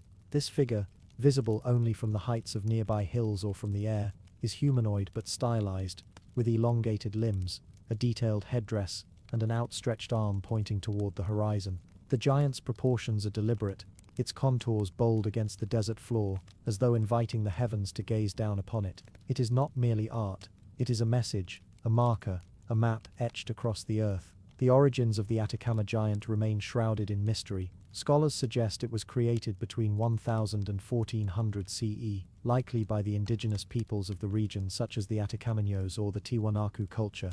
Yet the reasons behind its construction, and the knowledge it encodes, continue to elude definitive understanding. Some theories hold that the giant was an astronomical calendar, aligned precisely with the movements of the sun, moon, or stars, serving to mark important seasonal events for agricultural and ceremonial purposes. Others believe it functioned as a territorial symbol, or a spiritual guardian watching over the land. Carving the giant was no small feat. The ancient creators removed dark stones that blanket the desert surface, revealing lighter earth beneath, and creating a stark contrast that endures to this day. The lines are broad, sometimes several meters wide, and deep enough to resist centuries of erosion. This method is similar to the technique used for other famous geoglyphs in South America, but is notable here for the scale and intricacy involved. Exploring the area around the Atacama giant, one encounters a landscape scattered with other geoglyphs, animals, abstract shapes, and intersecting lines that weave together a complex tapestry of human expression across the desert floor.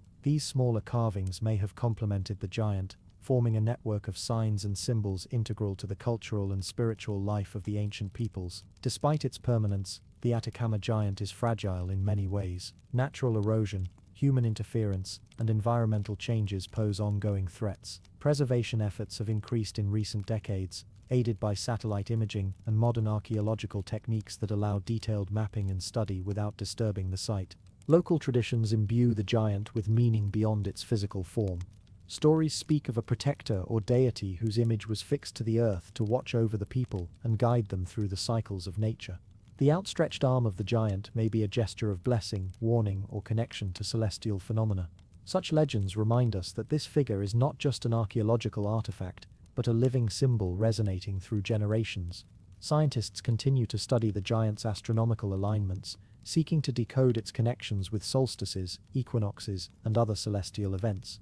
Early research suggests the figure's orientation aligns with sunrise points on solstice days, hinting at a sophisticated understanding of the cosmos.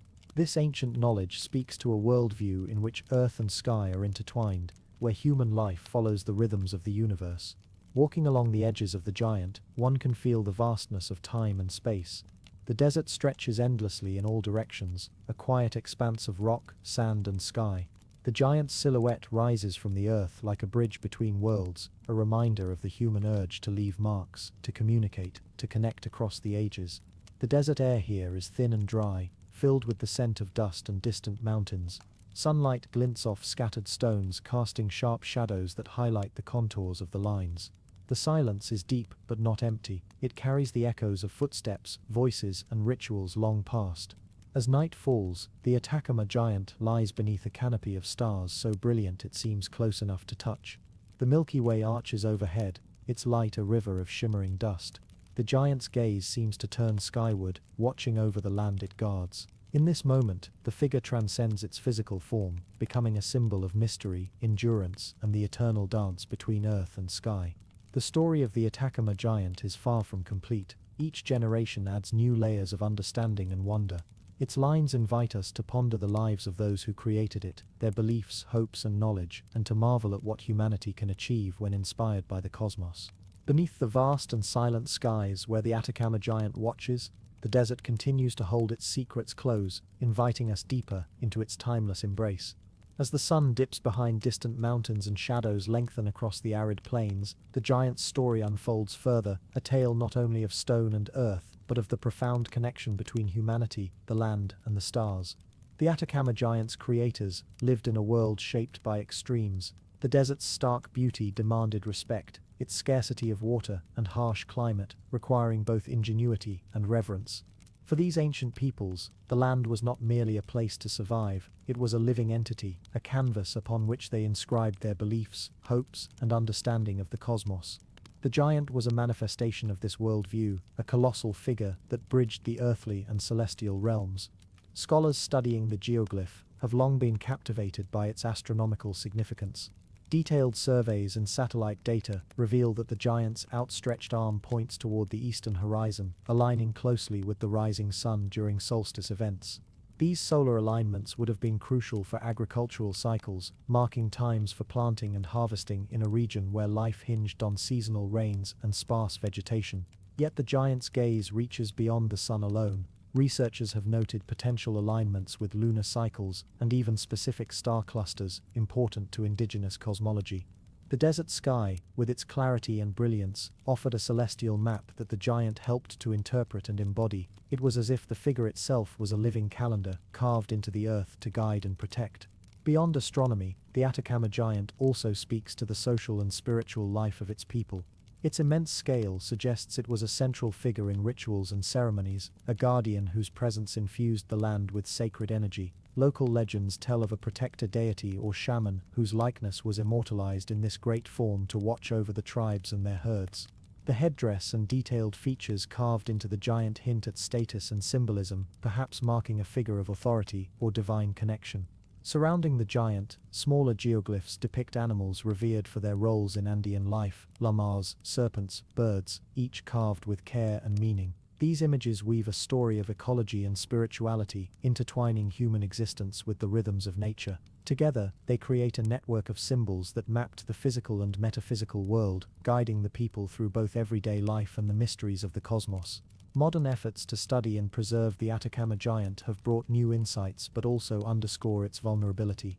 Despite the desert's harsh conditions preserving the lines remarkably well, erosion and human activity pose ongoing threats. Satellite monitoring, drone surveys, and archaeological expeditions work to document and protect the site, while local communities strive to honor and maintain their ancestral heritage. Walking the landscape today, one feels the deep silence and vastness that must have inspired the giant's creators. The air is thin, carrying the scent of dust and ancient stone, the sun warms the earth, and the wind whispers across the lines, as if telling stories that span millennia. Under the canopy of stars, the giant remains a steadfast sentinel, a timeless bridge between past and present. In the end, the Atacama Giant is more than a geoglyph carved into desert soil. It is a symbol of human resilience, creativity, and the eternal desire to connect with the universe. It invites us to ponder our place in the cosmos, to listen to the silent language of earth and sky, and to honor the ancient hands that shaped it, hands guided by the light of the stars and the pulse of the desert. As dawn breaks once more over the Atacama Desert, painting the giant's form in soft hues of pink and gold, the figure stands ready to begin its watch again, a silent guardian beneath the endless Chilean sky, its story continuing to unfold with every rising sun. The Lycurgus Cup. Far away from the noisy bustle of cities and the hurried pace of modern life, tucked quietly away in a museum's dimly lit gallery, rests a vessel like no other, the Lycurgus Cup. To the untrained eye, it is a simple Roman glass cup, no larger than a drinking goblet, worn by time yet still gleaming faintly under soft lights. But this is no ordinary cup.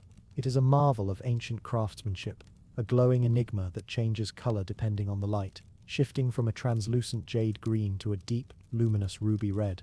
It seems almost alive, a silent witness to centuries of wonder and mystery, inviting anyone who gazes upon it to slow down, breathe, and enter a world where art, myth, and science intertwine. Imagine holding such a cup in your hands, smooth and cool, perfectly balanced. The glass curves gently, the surface etched with delicate relief scenes, telling stories that ripple through time. As you turn it in the light, the color shifts before your eyes, as if a secret flame burns within. This shifting color effect is no mere accident. It is the result of an extraordinary technique achieved by ancient Roman glassmakers who somehow embedded microscopic particles of gold and silver within the glass, tiny specks invisible to the eye, but powerful enough to bend light and transform the cup's hue. Today we recognize this as an early form of nanotechnology, a craft centuries ahead of its time.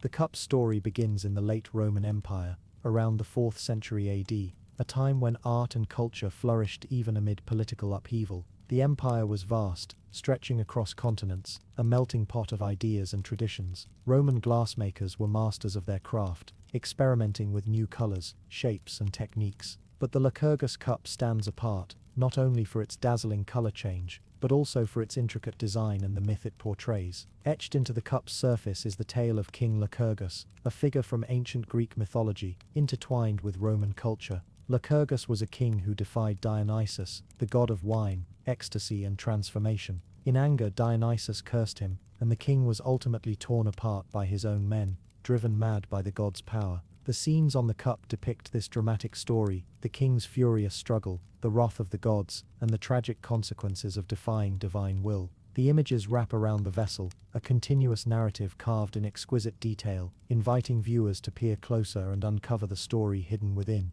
The name Lycurgus itself evokes mystery and legend, a name that has echoed through centuries of art and literature. Yet the cup is not merely a storytelling device, it is also a technological marvel, embodying knowledge lost and rediscovered through the ages. The ancient glassmakers understood something profound about light and matter, mixing gold and silver nanoparticles into the glass to create a material that responds dramatically to changes in illumination. When light shines on the front, the cup appears a pale green, but when lit from behind, it glows a deep red, as if filled with wine or the blood of the gods. This phenomenon, known today as the dichrogopecht, fascinated early researchers who first studied the cup in the 19th and 20th centuries. It was only with the advent of modern microscopy and spectroscopy that scientists could unravel its secrets, revealing how the tiny metal particles within the glass manipulate light waves. Such understanding bridges the gap between ancient artistry and modern science, connecting the hands of Roman craftsmen to today's cutting-edge technology.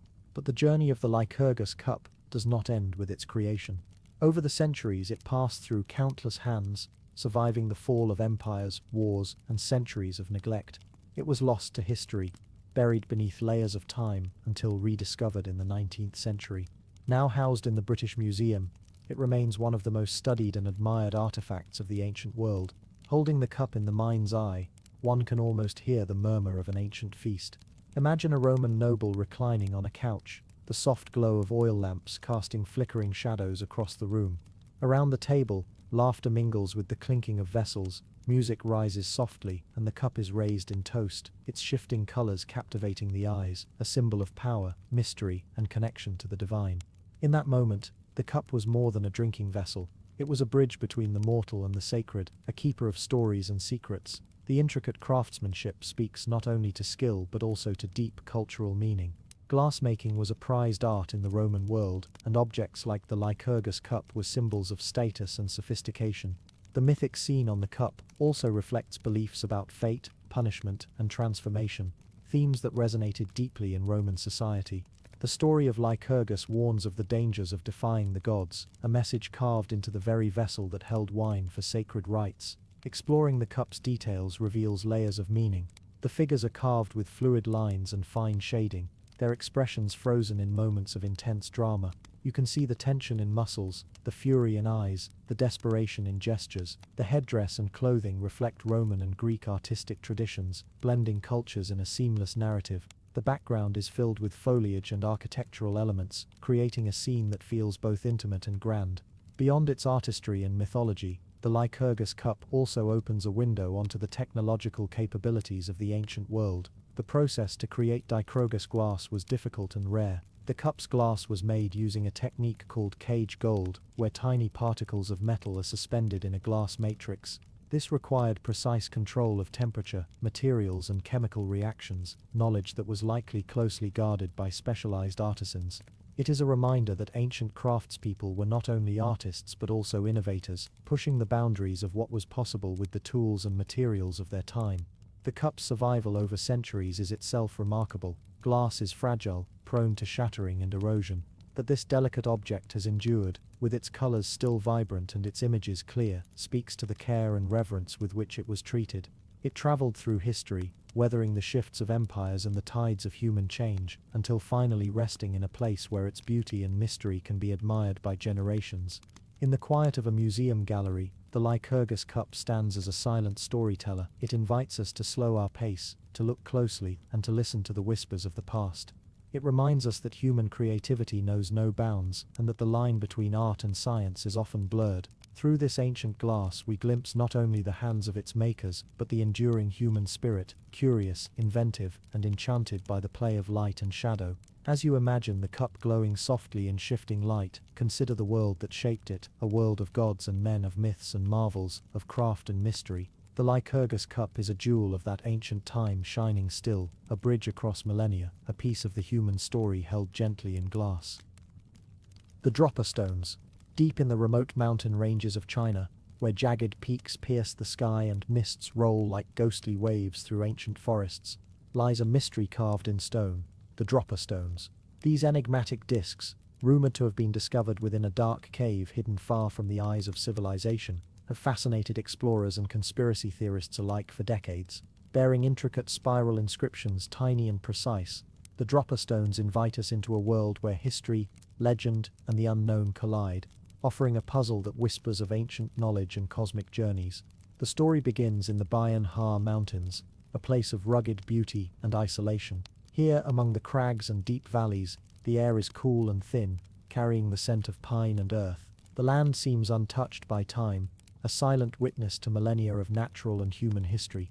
It was in one such hidden cavern that, according to legend, a team of Chinese archaeologists in the 1930s stumbled upon a trove of stone discs, their surfaces covered in strange spiral patterns and symbols, unlike any writing known at the time. The Dropper Stones, sometimes called the Dropper Stones or Dropper Discs, measure roughly 9 inches in diameter, carved from a dark, heavy stone that gleams faintly in the low light of their resting place. The spirals etched onto each disc form continuous lines, starting from the center and curling outward, interspersed with tiny dots and grooves. At first glance, the patterns appear abstract, decorative perhaps, but closer examination reveals a deliberate complexity, as if the stones encode a message waiting to be deciphered. According to some accounts, the archaeologists who found the stones sought the help of linguists and experts to understand the meaning of these spirals. Over time, a partial translation was said to emerge, a story of a lost people, the Dropper, who arrived on Earth from a distant star.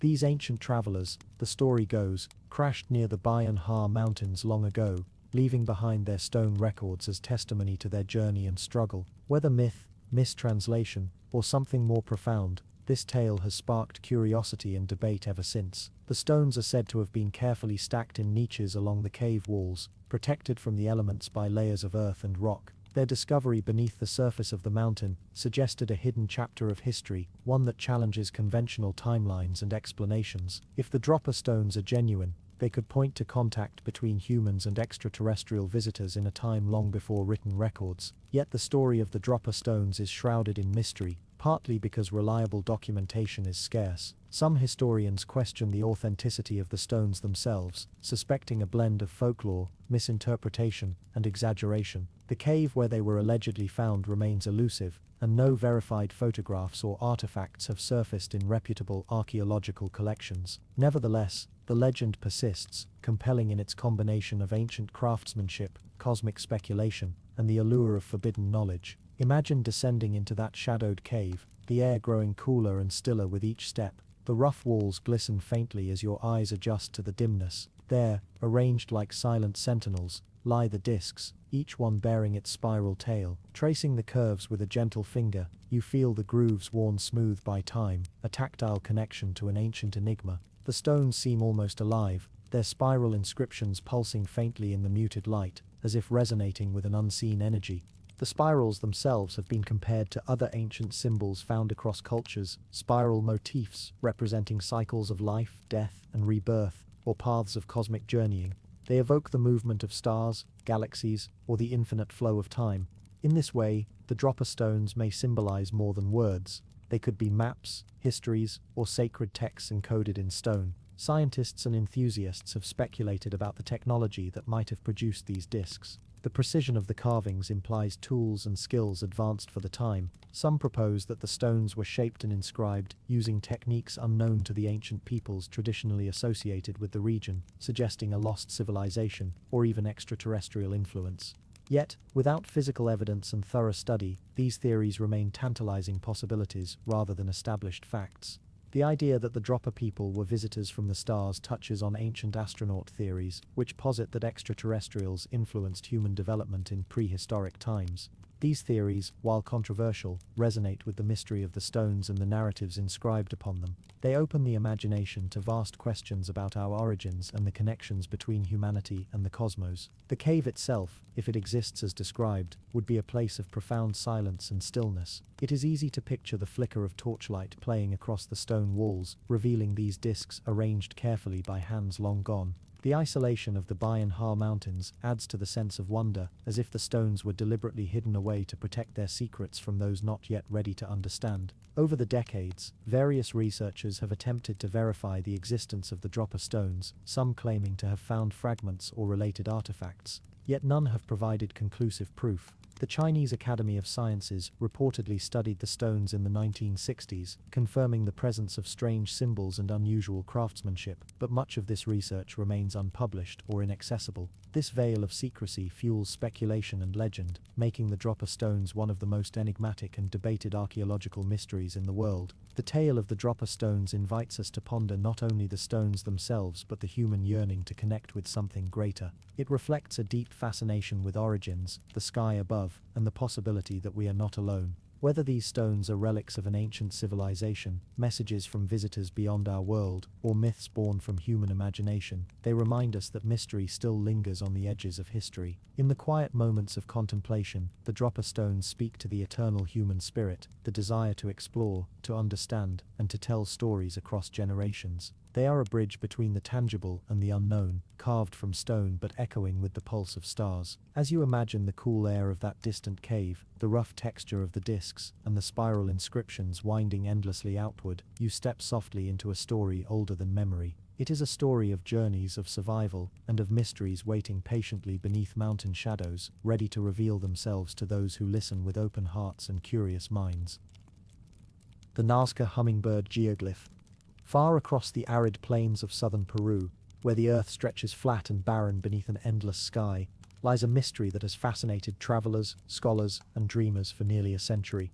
Carved delicately into the desert floor, a vast figure of a hummingbird unfurls its wings, its slender beak pointing forward, as if poised to sip from the flowers of a hidden garden.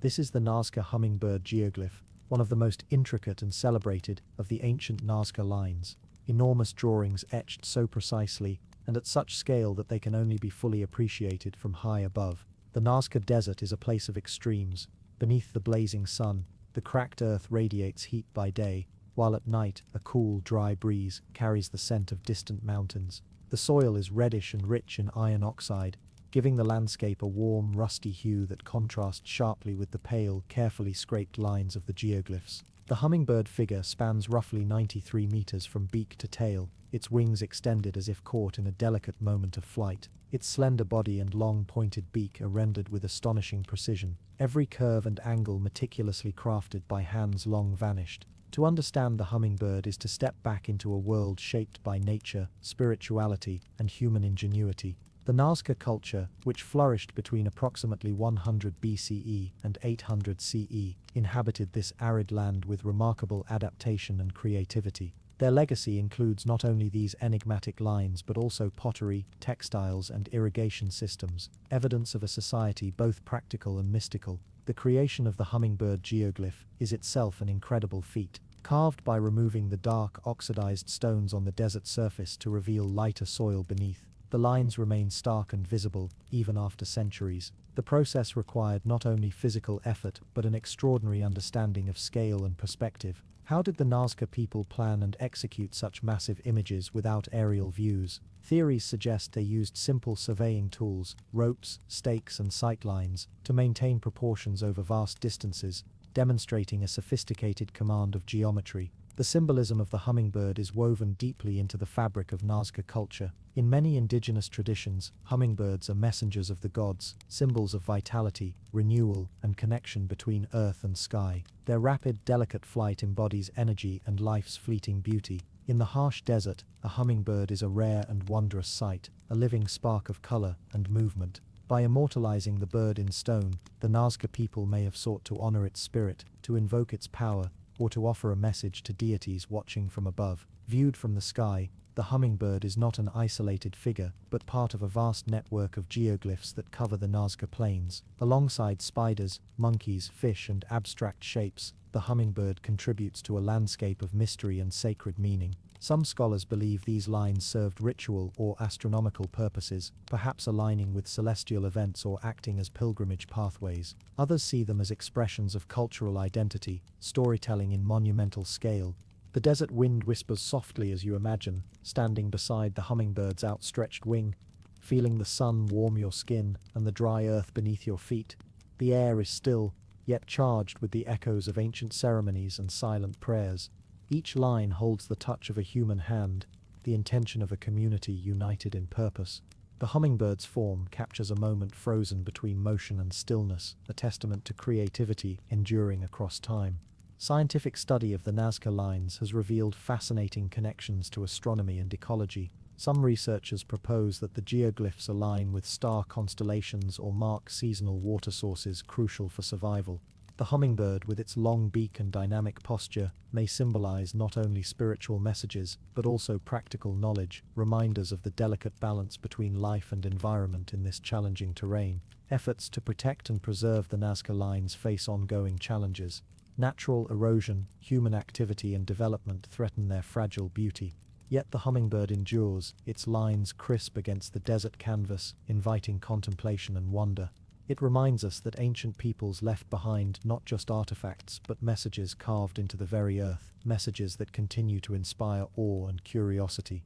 As the sun begins to set over the Nazca plains, casting long shadows across the hummingbird, the figure seems to shimmer in the fading light. The desert sky deepens to indigo, and the first stars emerge, mirroring the celestial connections the geoglyph may have celebrated. In that quiet twilight, the hummingbird rises once more, an eternal symbol of life, mystery, and the human desire to reach beyond. Far above the silent desert plains, the stars wheel slowly across the deep velvet night. Below, the hummingbird lies etched into the earth, an ancient signature waiting patiently for dawn. As sunlight breaks over the horizon, soft and golden, the figure awakens once again, revealing new details and meanings hidden beneath the shifting shadows. The Nazca hummingbird is more than a simple drawing. It is a testament to a civilization's deep relationship with its environment and cosmos. To truly understand its significance, we must journey further into the lives and beliefs of the Nazca people, stepping gently into their world where the earth and sky speak in a language of symbols. The hummingbird's creation required not only skill, but a community's shared vision. It is said that the Nazca lines were made over many generations, carved by groups of people whose daily lives intertwined with ritual and reverence. The desert, though harsh and unforgiving, was also a sacred place, a canvas on which they could communicate with the gods, express their hopes, and seek protection. Among the many mysteries surrounding the hummingbird is its purpose. Some scholars believe it functioned as a spiritual offering, an enormous prayer to ensure rain and fertility in an arid land.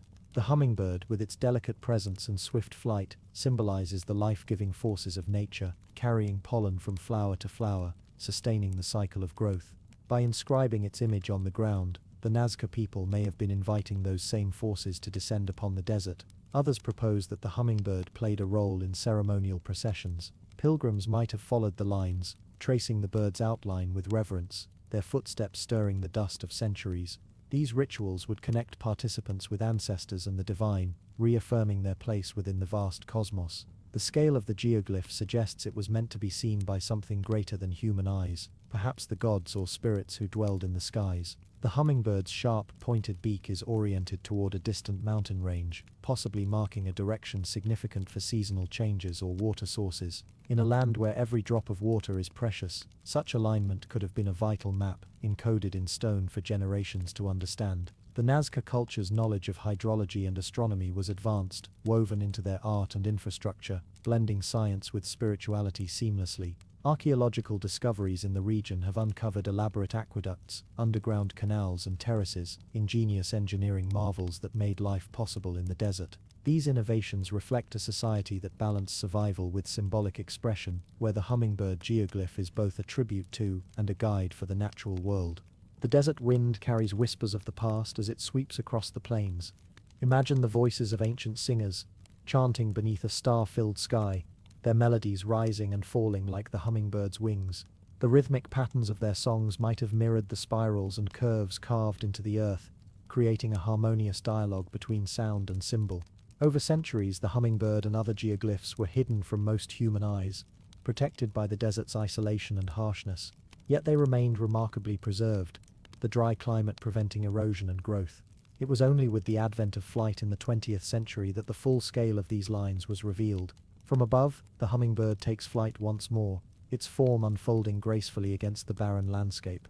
Modern explorers and scientists have studied the Nazca lines extensively, yet their full meaning remains elusive. Some theories explore connections to astronomy, suggesting the lines align with constellations or mark solstices and equinoxes. Others propose the lines relate to water rituals, fertility, or pilgrimage routes.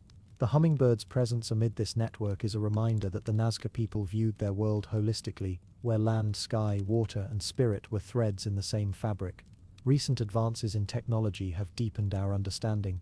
High-resolution satellite imagery, 3D mapping, and ground-penetrating radar reveal new geoglyphs and details invisible to the naked eye. These tools help researchers piece together how the lines fit into a broader cultural and environmental system, one that respected and honored the desert's rhythms.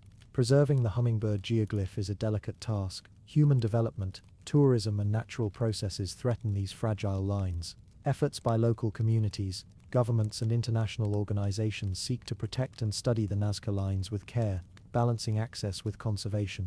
Walking along the edges of the hummingbird, you might feel the pulse of history beneath your feet, the steady beat of generations who crafted this masterpiece. The desert air is still filled with the scent of dust and distant flowers, a reminder that even in the harshest places, life finds a way to flourish. As the sun arcs higher, the hummingbird's shadow shifts, the lines gleaming in the light. It remains a symbol of endurance and mystery, an invitation to look deeper, to listen closely, and to connect with the ancient hands that shaped the desert floor.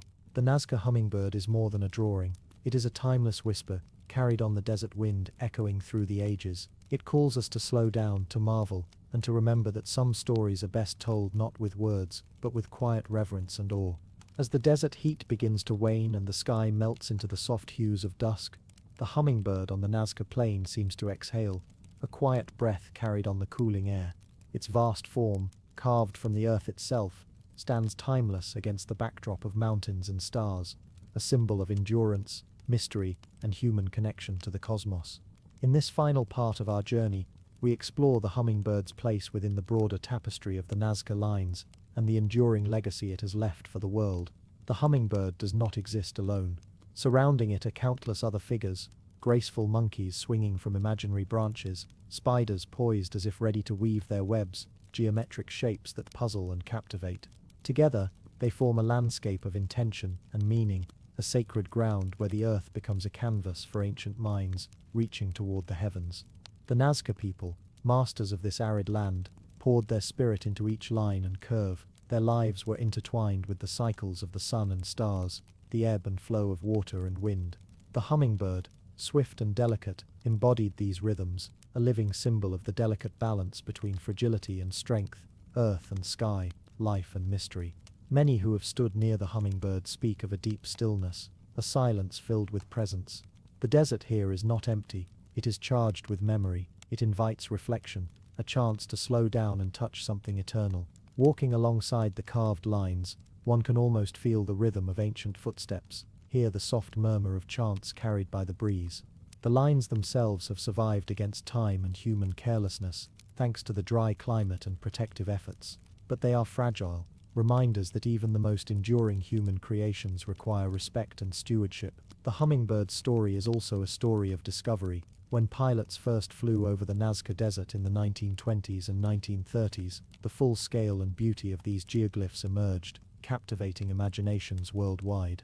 Scholars raced to understand their origins, purpose, and meaning. Today, they remain a source of inspiration and wonder, a bridge between ancient peoples and modern curiosity. The hummingbird's image continues to inspire art, culture, and science. It reminds us of the power of nature's small wonders, of the profound connections between the smallest bird and the vast cosmos.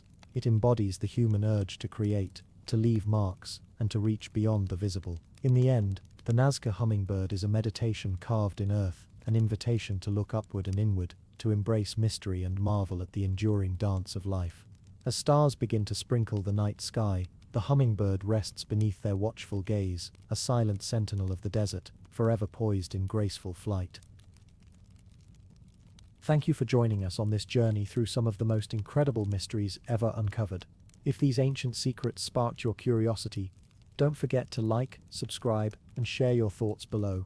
We love hearing where you're watching from and what fascinates you most. Until next time, keep seeking, keep wondering, and stay curious with Unearthed Secrets.